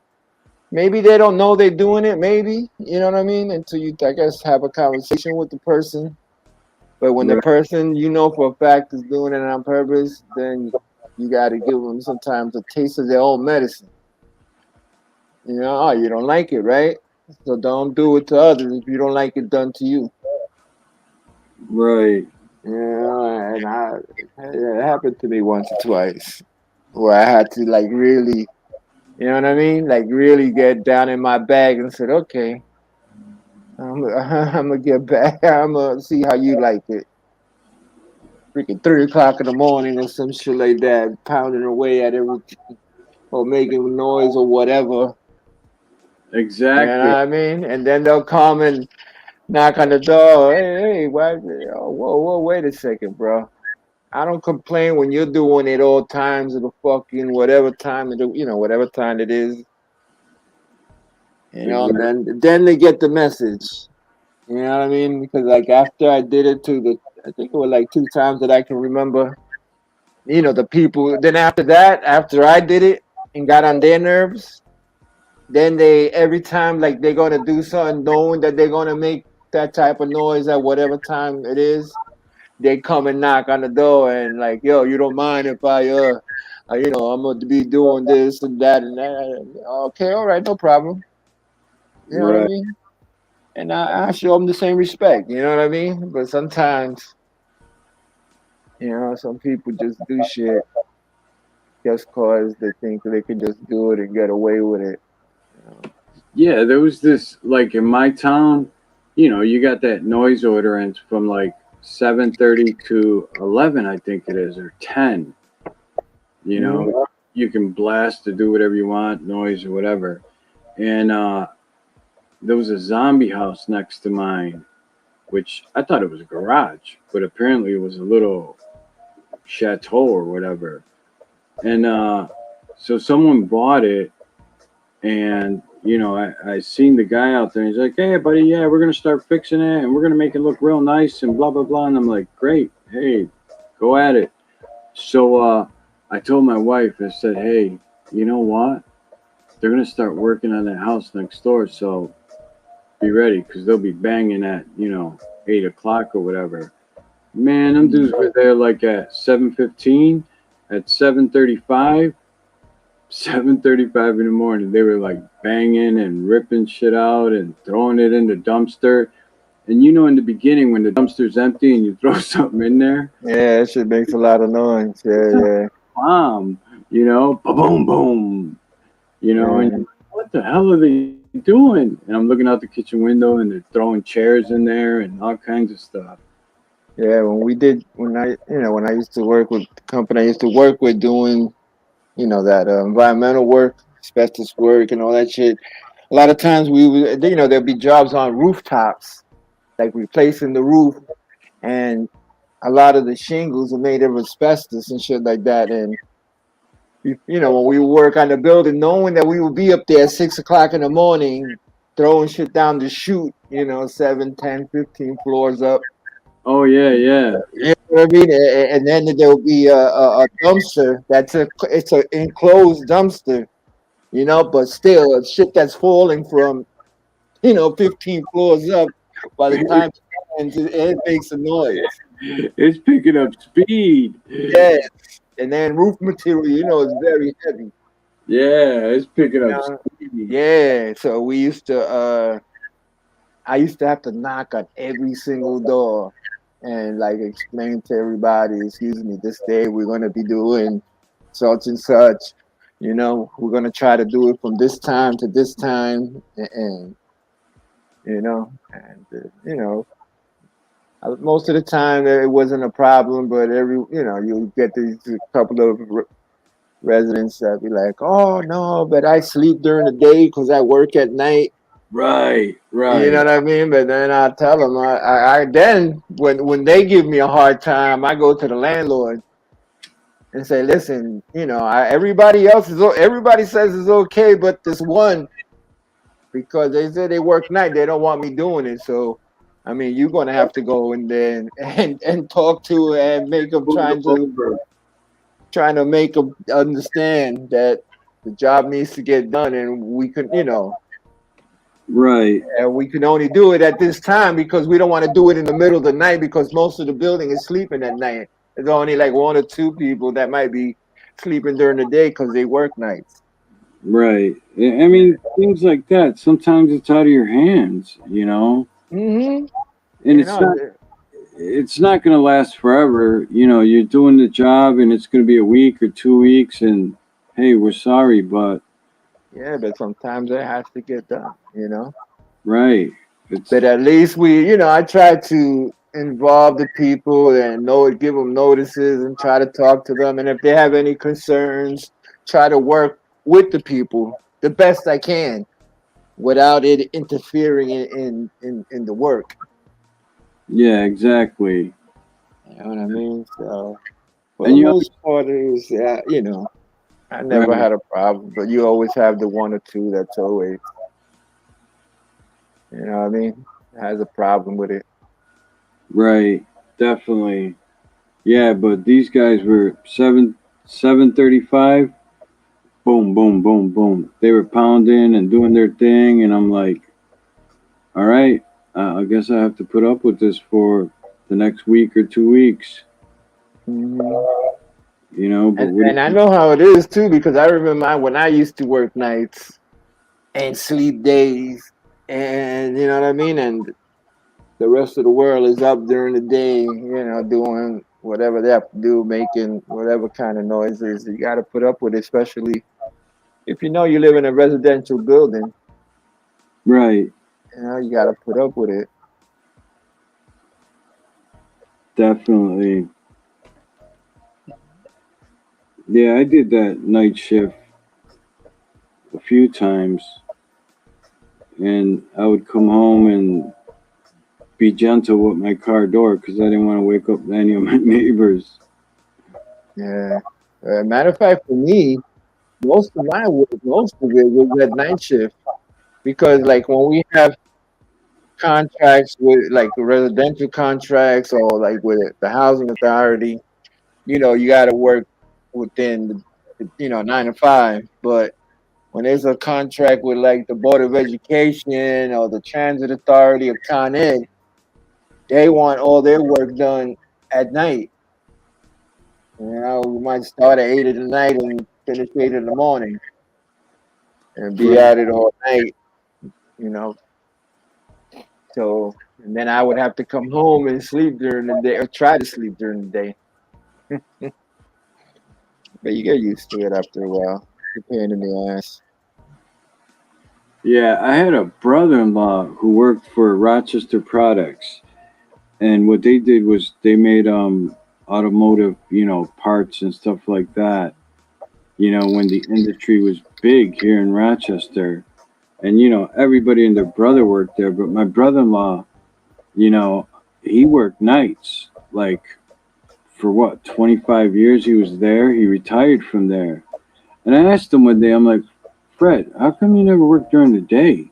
And he was like, no, no, I can't do it, Richie. I can't do it. Second shift was his shift. He was like, nah, I can't do that getting up early and, blah, blah, blah, and all that. No, he loved the night shift. What was it, 3 to 11? Yeah, something like that, 3 to 11. That Mm. was his shift for 10,000 years, man. And he retired from there. But to work during the morning, nah, he wasn't having it. Yeah. Most of the time, in a way, I preferred working at night. You know what I mean? Because I don't know. I guess I was always like mostly a night person. Right, and the mood is a lot better too. Yeah, yeah. Because you're not just waking up in the morning and going straight to work to deal with problems and this and that. Right, I I used mean, because sorry to interrupt, you get to work before the major 5 o'clock traffic, and then when you're coming home, there's not that much traffic, anyways. hmm Yeah. I remember for a little while when I first got over here in PA, I had a friend that worked with this cab company. And he was like, "Yo, come on, hang out with me for." And he used to work from 10 in the night to 10 in the morning. You know Wow. what I mean? So, and I would hang out with him a lot of times. You know what I'm saying? And we used to have a lot of fun. A lot of shit goes on, bro, in these little towns in the nighttime, middle of the night. Right. You know what I mean? You'd be surprised. I was very surprised at the shit that goes on. It's just like a big city at night. You know what I mean? Because that's where all the you can say, you know how they say the freaks come out at night. Right. So the freaks do come out at night. All kind of freaks. Man, what was that? What was that one show on HBO? Taxi Cab Confessions. Yeah, yeah, yeah, yeah, Watch yeah. that. And man, I'd be like, wow, these are real people, you Yeah. know? And a lot of that shit was going even things even worse than that, man. I remember one time I was with him and these two girls. Because I guess every in Pennsylvania, unless like in Philadelphia, or if you like belong to like a private club that's privately owned, but most of the other clubs, yeah, by 2 in the morning, everything's closed. Right. You know, so that's where the majority of the people come out and calling cabs to go home. They've been drinking or whatever. And one day there was these two girls, right? And they look good. You know what I mean? They look nice and everything, but they were drunk. Right. Hey, they were drunk out of their face. And I went in the car with them and we're talking with them. And then all of a sudden, I don't know how the conversation shifted, but the conversation shifted to the two girls was going at it over something that happened in the club between them. In Oh other shit. words, they were like fighting over this one guy, right? That the guy ended up leaving with a third girl that wasn't with them, that didn't pick any of those two girls, but the two girls were arguing like almost, oh yeah, yeah, you was trying to check it out. They were talking exactly like this. They were like, oh, you was cock blocking me all night. And I'm looking at the girl and I'm like looking at my friend cock blocking, but it was just a figure of speech. In Wow. other words, that I guess the girl was talking with the guy and the other girl kept trying to interfere and mess things up between them. Because I guess the guy was talking to both of them separately. You know what I mean? Like he probably talked to one and then he bounced to the other girl. And then he ended up bouncing with a third girl, but leaving with the third girl and not the two girls that, you know what I mean? So they were arguing back and forth. And then all of Oh a sudden a fight breaks out in the back seat. no. Oh man, they were scratching and party, and I'm like, yo, chill. I told my friend, yo, pull over. Wow. pulled over. The one girl, and by the time we got to pull over, it was like a real quick fight. You know, it wasn't there for a while, but the short time that they were fighting, they ended up ripping their blouses and everything. You know, you can see the bra. You didn't see no skin, but you know, their bras. They were both in bras and shit. 'Cause they ripped their shirt, both of their shirts, their blouses and shit like that. You know. Alcohol. Yeah. Yes, and then the one girl jumps out the car because my friend, like, he separated them, and then the other girl got out, and then he asked his friend, "Hey, listen, I can call you another cab, you know, so like that you don't walk home." And then the girl said, "La, I'm out of here," because the other girl decides that she wants my friend to call the cops. Oh no, she assaulted me. I want to call the cops, and then the other girl just left. You know, and then I'm trying to say, "Are you sure you don't want me to call your cab so you don't have to walk alone?" You know what I mean? And she just didn't want to hear it and just kept walking. And I was like, I just jumped back in the car. I was like, "What do you want to do?" Well, then, I mean, you can just take her home. The other one, there's nothing you could do about it. So we're taking this girl home, and she's back there like, "Oh, that fucking bitch. You know what I'm gonna do to that bitch? I know. Check this out. Her man is in love with me. So what I'm gonna do is I'm gonna fuck that nigga, and then I'm gonna call her and tell her that I fucked your man." Oh my And I was god. like, "Damn, that's your friend? If that's friend, who needs enemies?" Right. That's You know, insane. she was actually saying that she was gonna fuck her boyfriend and then call her to tell her, "Yeah, I fucked your boyfriend." That's insane. Yeah, it's crazy. It's crazy, man. Yeah, we ended Wow. up dropping her off, and then we were talking about it. I was like, "Damn, we should have had a camera. Yeah, should have had a camera set up in here and shit." 'Cause that shit Yeah. was funny, and it was funny. It was I'm crazy and funny. I can't remember a lot of the episodes. I can't remember that far back, but that was a really hot show on HBO, Taxi Cab Confessions.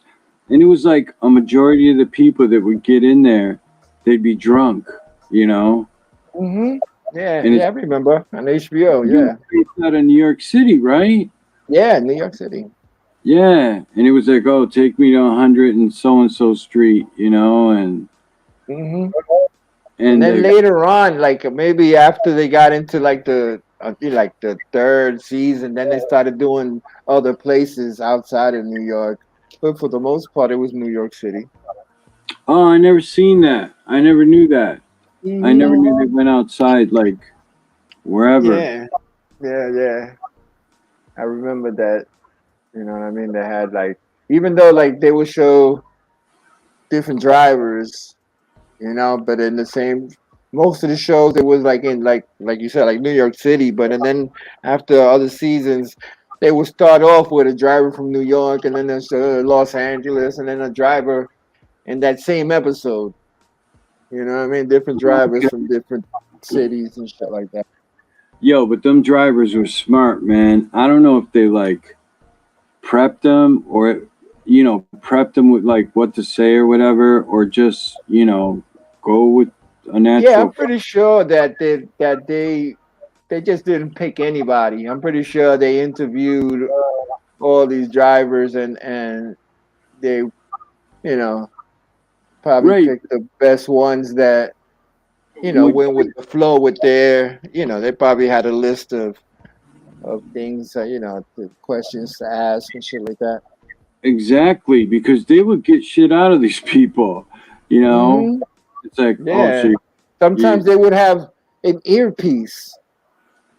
You know what I'm saying? And then the producer or the director or whatever of the show will be talking in their earpiece, telling them the questions what to ask. right. I mean, they would come out of the bar and it would be like, okay, how was your night? You have a good night, in there and everything. And it's like, no, the fucking DJ didn't play my song, or and they would just start rambling about shit, you I know. wouldn't be surprised that if some of those writers were actors. You Really? know what I'm saying? I wouldn't be surprised. I Yeah, wouldn't be surprised that because as that's time was on, like they had to go to because a lot of those episodes were good episodes, and that right. doesn't happen in real life where you get one after another people getting in your cab and they're all interesting. You know what I mean? So that's why I say maybe some of them were actors. They went in there. You know what I'm Right. saying? I And, mean, and you ever see that Storage Wars?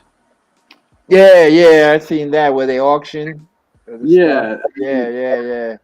there was that one guy. What was his name?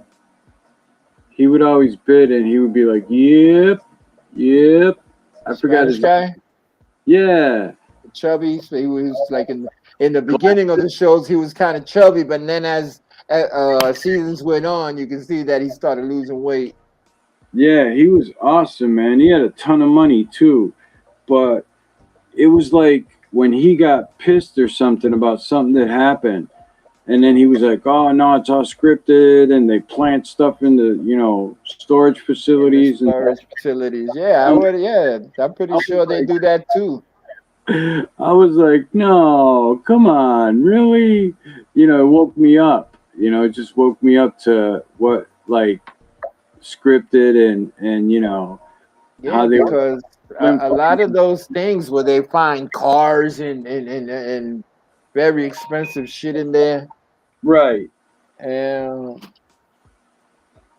I've been to a real one in Manhattan when I lived in Manhattan, because there was a storage place like maybe 2 blocks away, and right, I used to know a lot of people that used to work in those places, and they used to tell me that it's very rarely where you get a storage facility where people just forget all their shit in there.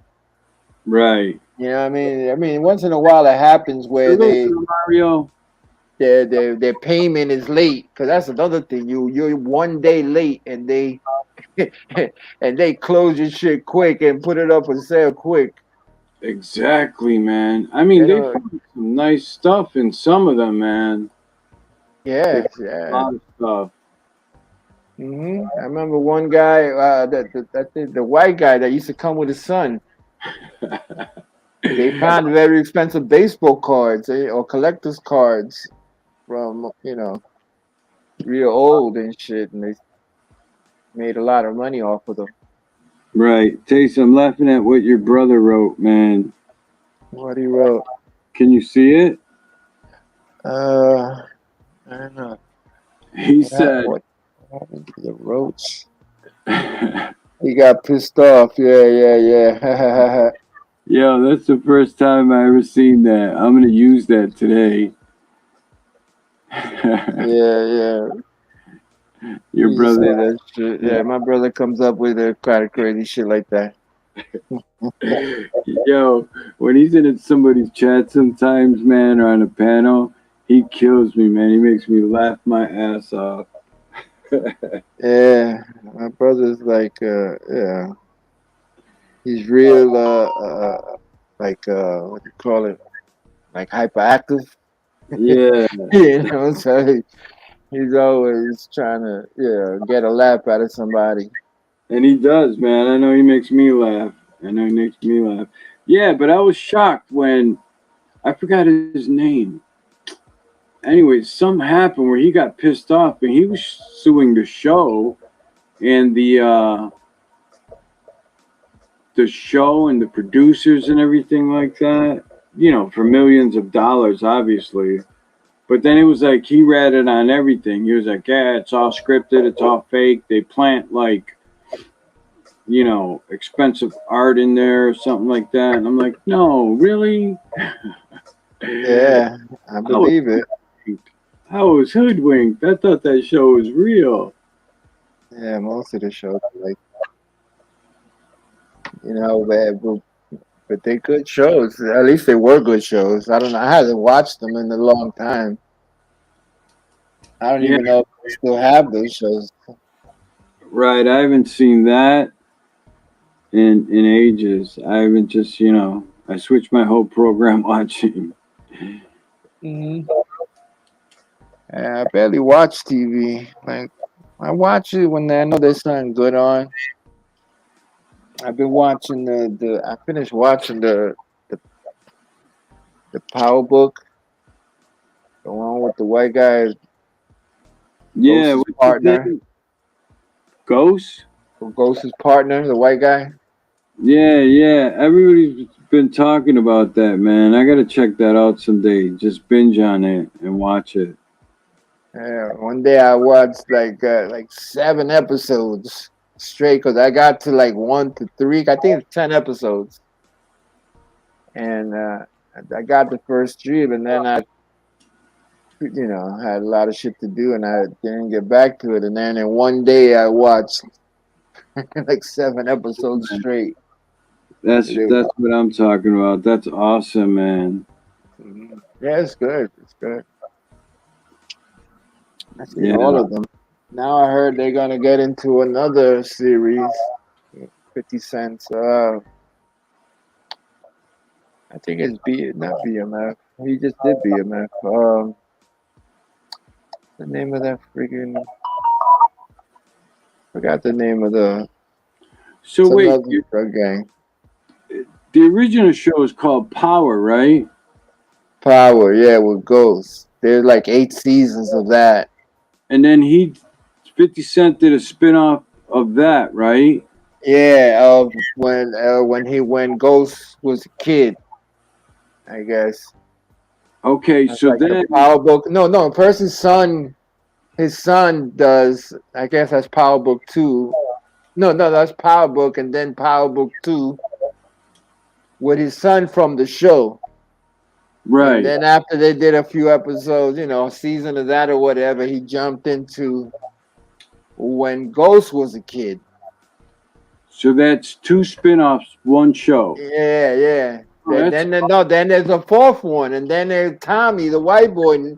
Now he goes to Chicago because he left New York, ends up in Chicago, and there's so altogether it's one, two, three, four different. yeah, I'm gonna have to binge watch all those, man, because people that I know talk about that show. Oh yeah, this is good. He also got 50 Cent got books, G Unit books or some shit like that. If you like Google it, G Unit books, and I got like four of them. Wow. It's like the Ski Mask Way and a couple other ones. I started getting into it. I'm pretty sure he got more than that now. You know what I mean? But the books are good. All Yeah, his books, that's the series of all the books that he got, are good. that's brilliant. I mean, he's brilliant, man. If he just keeps like Yeah, he's got using the entertainment power. company that he got. He's got he invests a lot of money into it, and then he get investors to invest with him because everything that he does, I mean, except for his music, his music is all right. You know what I mean? I mean, when he first came out, of course, his first album, he sold I don't know like 10 million records or some albums. That first album. All the other albums, he didn't do as good as the first one. But as far as all his books and anything that it's on TV or whatever, it's been super successful. Super. Right. Yeah, I mean, I don't think there's one show that he was involved in that was like, oh, that shit sucks.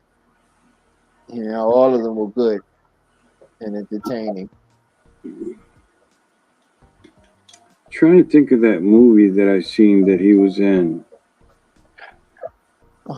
Uh, which one? There's one that I know his movies are good too. His movies, the one that he was in, he wasn't the director or the producer or nothing. He was just an actor. And the one that he had cancer was good. He Oh, was I like didn't I think a see that. football player. and he gets No. cancer. Oh, I seen pieces of that. Yeah, yeah, That yeah, yeah. movie was good. The one that he was in with Ice Cube's son, where they robbed this. I don't know. Oh yeah, yeah, yeah, yeah. They robbed the like the Federal Reserve Yeah, in yeah. California in Los Angeles. I forgot the name of that movie. Shit, that movie was good. Ice Cube's son killed it in that, man. Yeah, yeah. That the cops like flipped Ice Cube's son. Yeah, yeah. The Yeah, funny, yeah. the funny part of that movie is when the young man went to pick up 50 Cent's daughter for some date or something like that, and he took him to the garage with all his friends, and they're all working out and everything. And Oh he, yeah, yeah, yeah, yeah. And then they act like it's like the same thing with Will Smith. Will Smith's daughter is gonna go on a date with a kid, and then they meet the kid at the door, and they oh, start. Yeah. No, no, I think it was Martin Lawrence's daughter. right on Bad Boys. Yeah, yeah, Bad Boys, and then Will Smith, got tough with the guy and shit, act like he's a gangster and shit. He comes, who at the door? Who at the door? He comes waving his gun and everything. Yeah, yeah, yeah, yeah, Like, he's shook, man, and he's ducking because he's like waving his gun. yeah, That shit yeah. is funny. What was it in Bad Boys 3? The young man ends up marrying the girl. I think so. Yeah, yeah, Yeah. But that shit was funny that when he came to the door, put that gun away. yeah. I remember one time my daughter, I guess when she was in junior high school, I guess there was a kid that had a crush on her or whatever. And one day I just popped up over there. I just popped up over there and went to pick her up, and I sat there and I was with a whole car full of dudes, me and my friends. and and I just wanted to show. I didn't want to say nothing to the kid. I just wanted the kid to see. Right. You know what I'm saying? Who her father was, and Right. you know what I mean. And but my friends got carried away with it, and they try to act like Will Smith. You know what I mean? And start talking crazy and everything. And I'm like, yo, chill, man. You're gonna get the kid scared, bro. Leave him. He's gonna shit his pants. Right. That's awesome, though. you know. But You know, yeah. we're all her uncles, so don't hurt her feelings. We know where you live, hmm and we know Yeah, where you they school. didn't. No, they didn't get to talk to him. They didn't say nothing to him because he didn't even approach as when my daughter was standing next to us. He came out of the school, and I knew who the kid was, but I never remembered his face because she showed me him on a picture, like a class picture. Right. You know what I mean? So I didn't want to really say nothing to the kid or nothing. I just wanted him to observe. You know what I mean? Just to see. And my friends didn't go to the kid and said anything, but they was just acting crazy, and talking crazy, Right. so the kid could notice all of that. You know, I was trying to tell him, listen, dude, you don't get too carried away.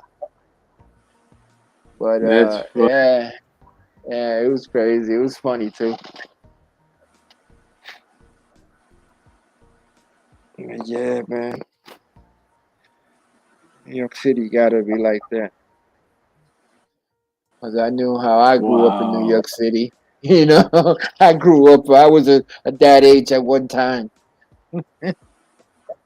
Uh, Right. Exactly. Exactly. mhm. I remember when my daughter first, my uh, ex told me my daughter had a boyfriend. I'm like, no, no. She needs to keep her mind on school. But hey, what are you gonna do? But he was a cool, nice young man, respectful and everything. So I didn't Yeah. even have I didn't even have to say you hurt my daughter and you're dead. I didn't have to Yeah. say none of that. It was just like he was respectful and everything like that. So, Richie, give me a minute. I got a phone call. Give me a all second. right, go ahead, take your time, do your thing.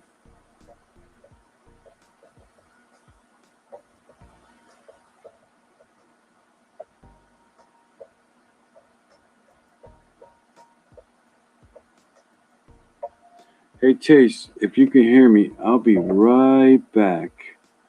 Let just music play. I'll be right back.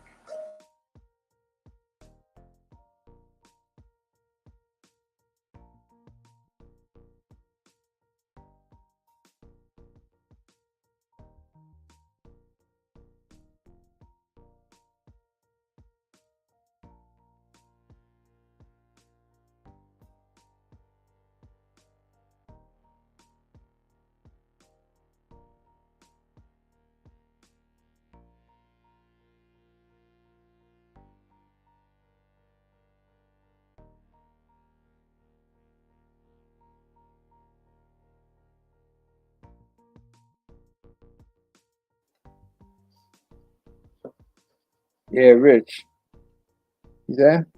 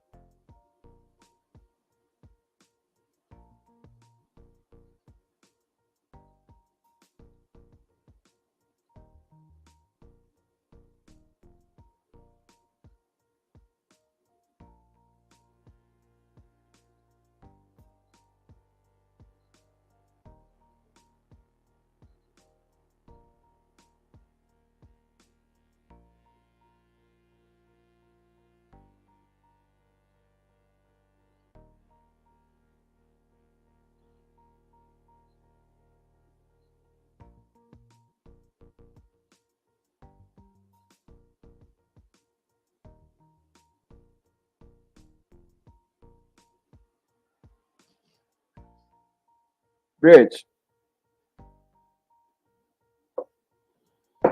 Richie.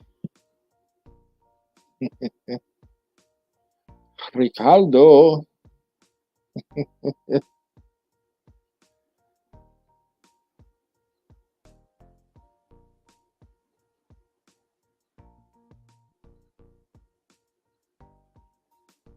Ricardo. Guess Richie broke out. Chase, Yeah. I'm sorry, man. I thought you probably had me muted or something, but I was like, Chase, I'll be right back. Yeah, no, yeah, no, yeah, because I muted myself to answer the phone. But yeah, it was my uncle. He wants Oh, to come cool. by. He wants me to do some shit for him online. That's just Oh, cool. yeah, my uncle. He's like that nigga couldn't afford to get Wi-Fi in his house and all that shit. But that nigga, he's like so penny pinching.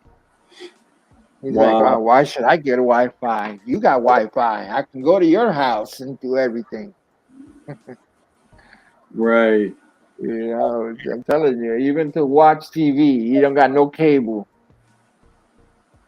You got Right. no internet, no cable, nothing. He watches TV from his phone. And even Yeah. with that, the connection is, when you're in a house, you got to be in the right place to get a clear connection. And even on the phone, he don't have, access. I guess he watches YouTube, the free YouTube at that.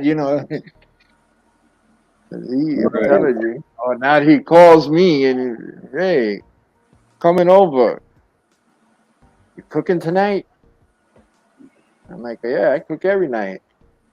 All right, so Happy, what are you cooking?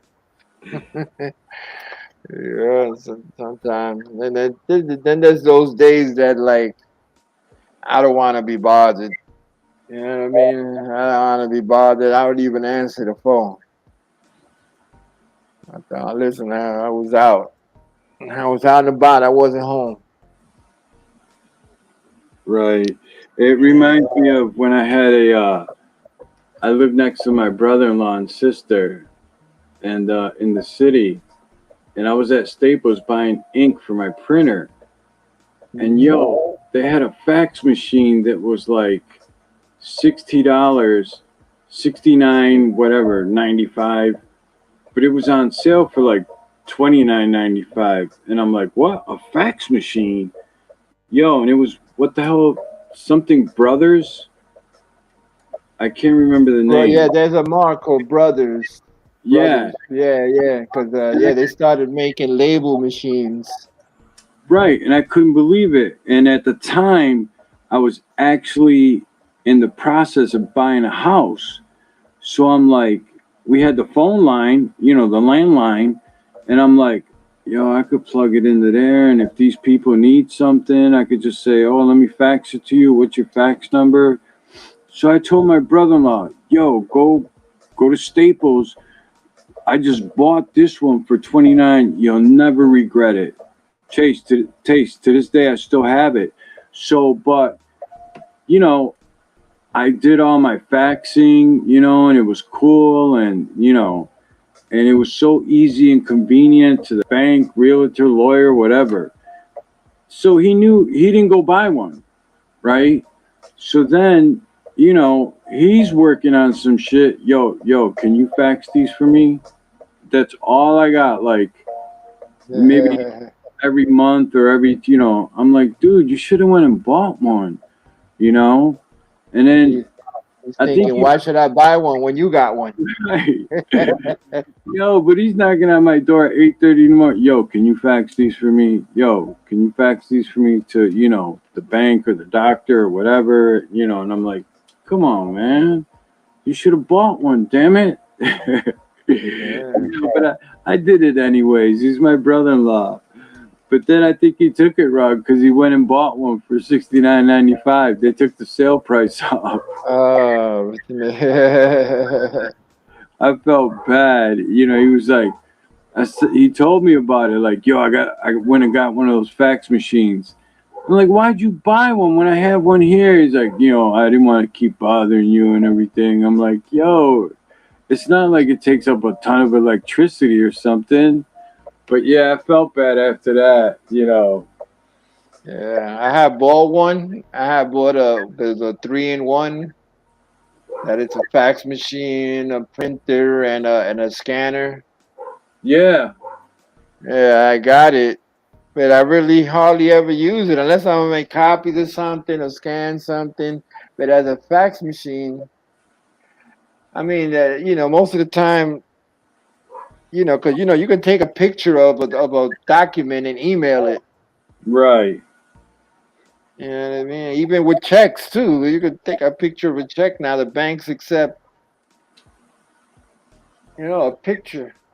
Yeah, I yeah, did that shit a while ago. I had to take a picture of a check, send it to the bank. They took it with no problem, and they right, deposit it into the account.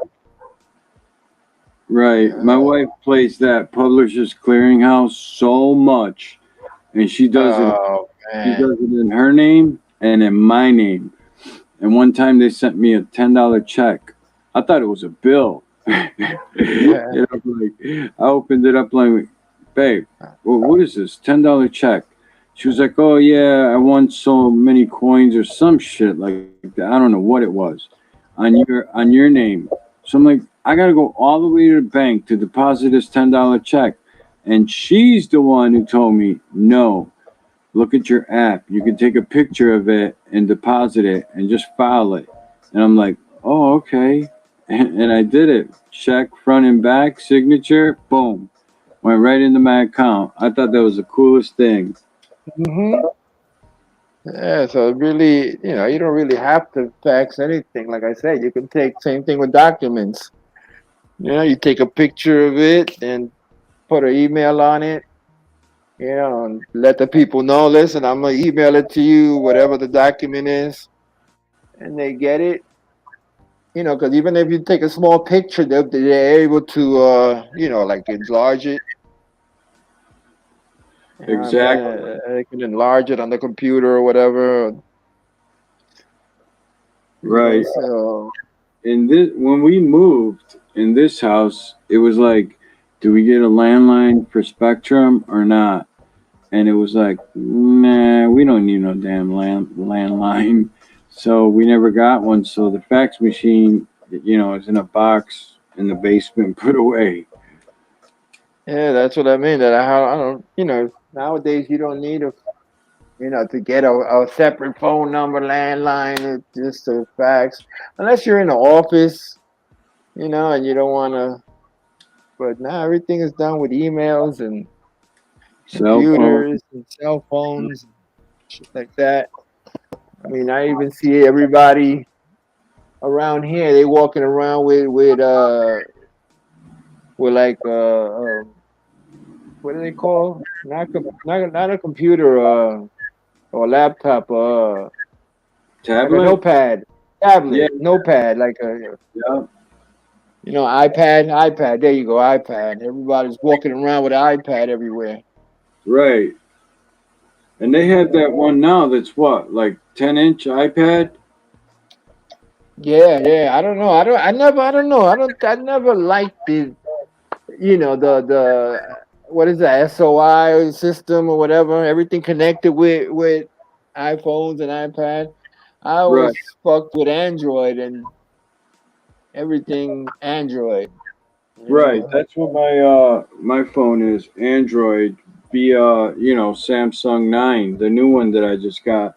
So I got which I showed you guys one time.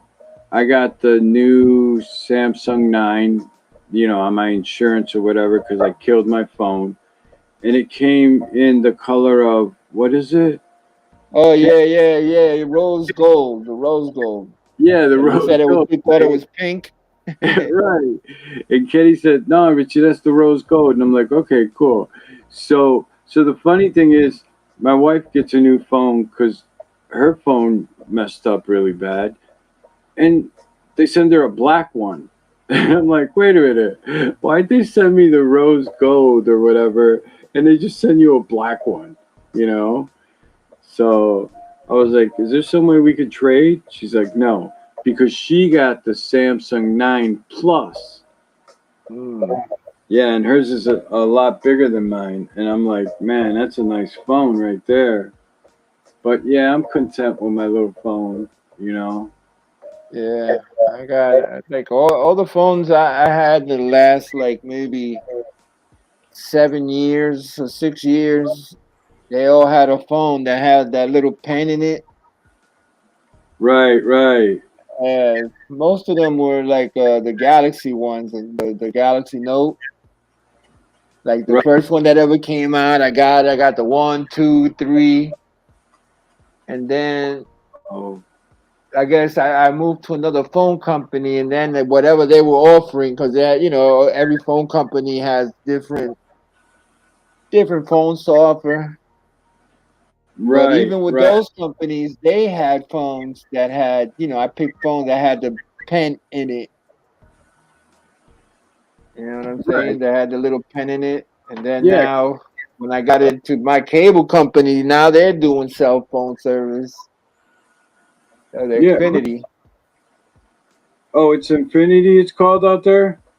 Yeah, the cable company's Infinity. They do the cable, the internet, and now they do cell phones. Right, You which know what I mean? Spectrum here started doing cell phones, I think, a couple years ago. Yeah, now all those companies, all cable companies now got into the cell phone business. Right. Man, my So yeah, I got the Note. I think the newest one, the Note 12. I think it is the 5G, the new 5G one, and they sent me two. Oh yeah, I remember you telling me that. Yeah, they sent me two, and I was gonna. just have one, and then just save the other one, and then because I was, how shit happens, the phone all of a sudden something happens or you lose it or whatever, and then it's a pain in the ass to get another one. So they would give me a good deal on both of them. I was like, all right, fuck it, I'll pay for the both of them and just put one away. Because even when this one, whatever, eventually these phones after like sometimes they last for years and years, but like most of the time after 2 years, because the last note that I had before this one day I just woke up and the shit didn't want to turn on. What? hmm But I had it for like 2 years. You know what I Wow. mean? And then just one day it just wouldn't turn on and shit. But then I had to go through so much, and I couldn't even get another note because they were just getting more expensive, and a lot of companies wasn't, they wanted you to do this, extensive contract with them at the time. Right. Now there's you don't have to do contracts with. They want you to pay the phone off, but you can get off the contract anytime you want and just continue paying for the phone. Man, I remember like when cell phones first came out, you had to have like A1 credit, Oh hell yeah, credit card, friggin' big A1 major credit. credit, and the monthly fee was this and that, and Oh, they your will ask. Listen, bro. I roaming remember my first phone was a is brick phone, and it was like $500 a month. Barely using it. Barely using it. It was like I forget about it. And then when they started getting, when people got hip, and then they started cloning the phones. right. And then I remember I shut my that phone off. I said, I paid too much money for this shit. Well, you know what I mean? Because they were charging you too for at the time, roaming and Right. and The whole roaming. incoming calls, outgoing calls, all kind of shit they were charging you. So Yeah, when I live in Rochester. I remember going to Buffalo, Niagara Falls, and I don't know, making a call or something, and I looked at my phone and it was like who T-Mobile was my carrier, but then it was like roaming, and then all of a sudden I seen some other carrier on the top of my phone. I'm like, who the hell is this? You know? yeah, 'cause they that's somebody when they charge you roaming is because you're using some other company's antenna. Right, So they charge you for that back then. right. And I'm like, I think there was something crazy on my bill one time, and I was like, oh hell no, I'll never do that again. Nope. hmm They were killing you with those roaming charges. Oh yeah. One time, um, when cell phones got really cheap, like cheap, affordable, after 9/11, and because of 9/11, because it knocked out all the phone system in Manhattan. There was no Right, other way to make phone calls because the phone systems were down because of 9/11 and everything. And that's when the phones started to get cheaper and affordable, and exactly. then Because technology started really picking up after that too. right, I was on my sister's plan. There was five of us, and she called and complained about something, and they told her that she's like, oh, I'm in Rochester, New York, and she was like, they were like, oh, the nearest cell tower to you is in like Manhattan or some crazy shit like that. And I was like, what? Wait a minute, we don't have any cell towers in Rochester?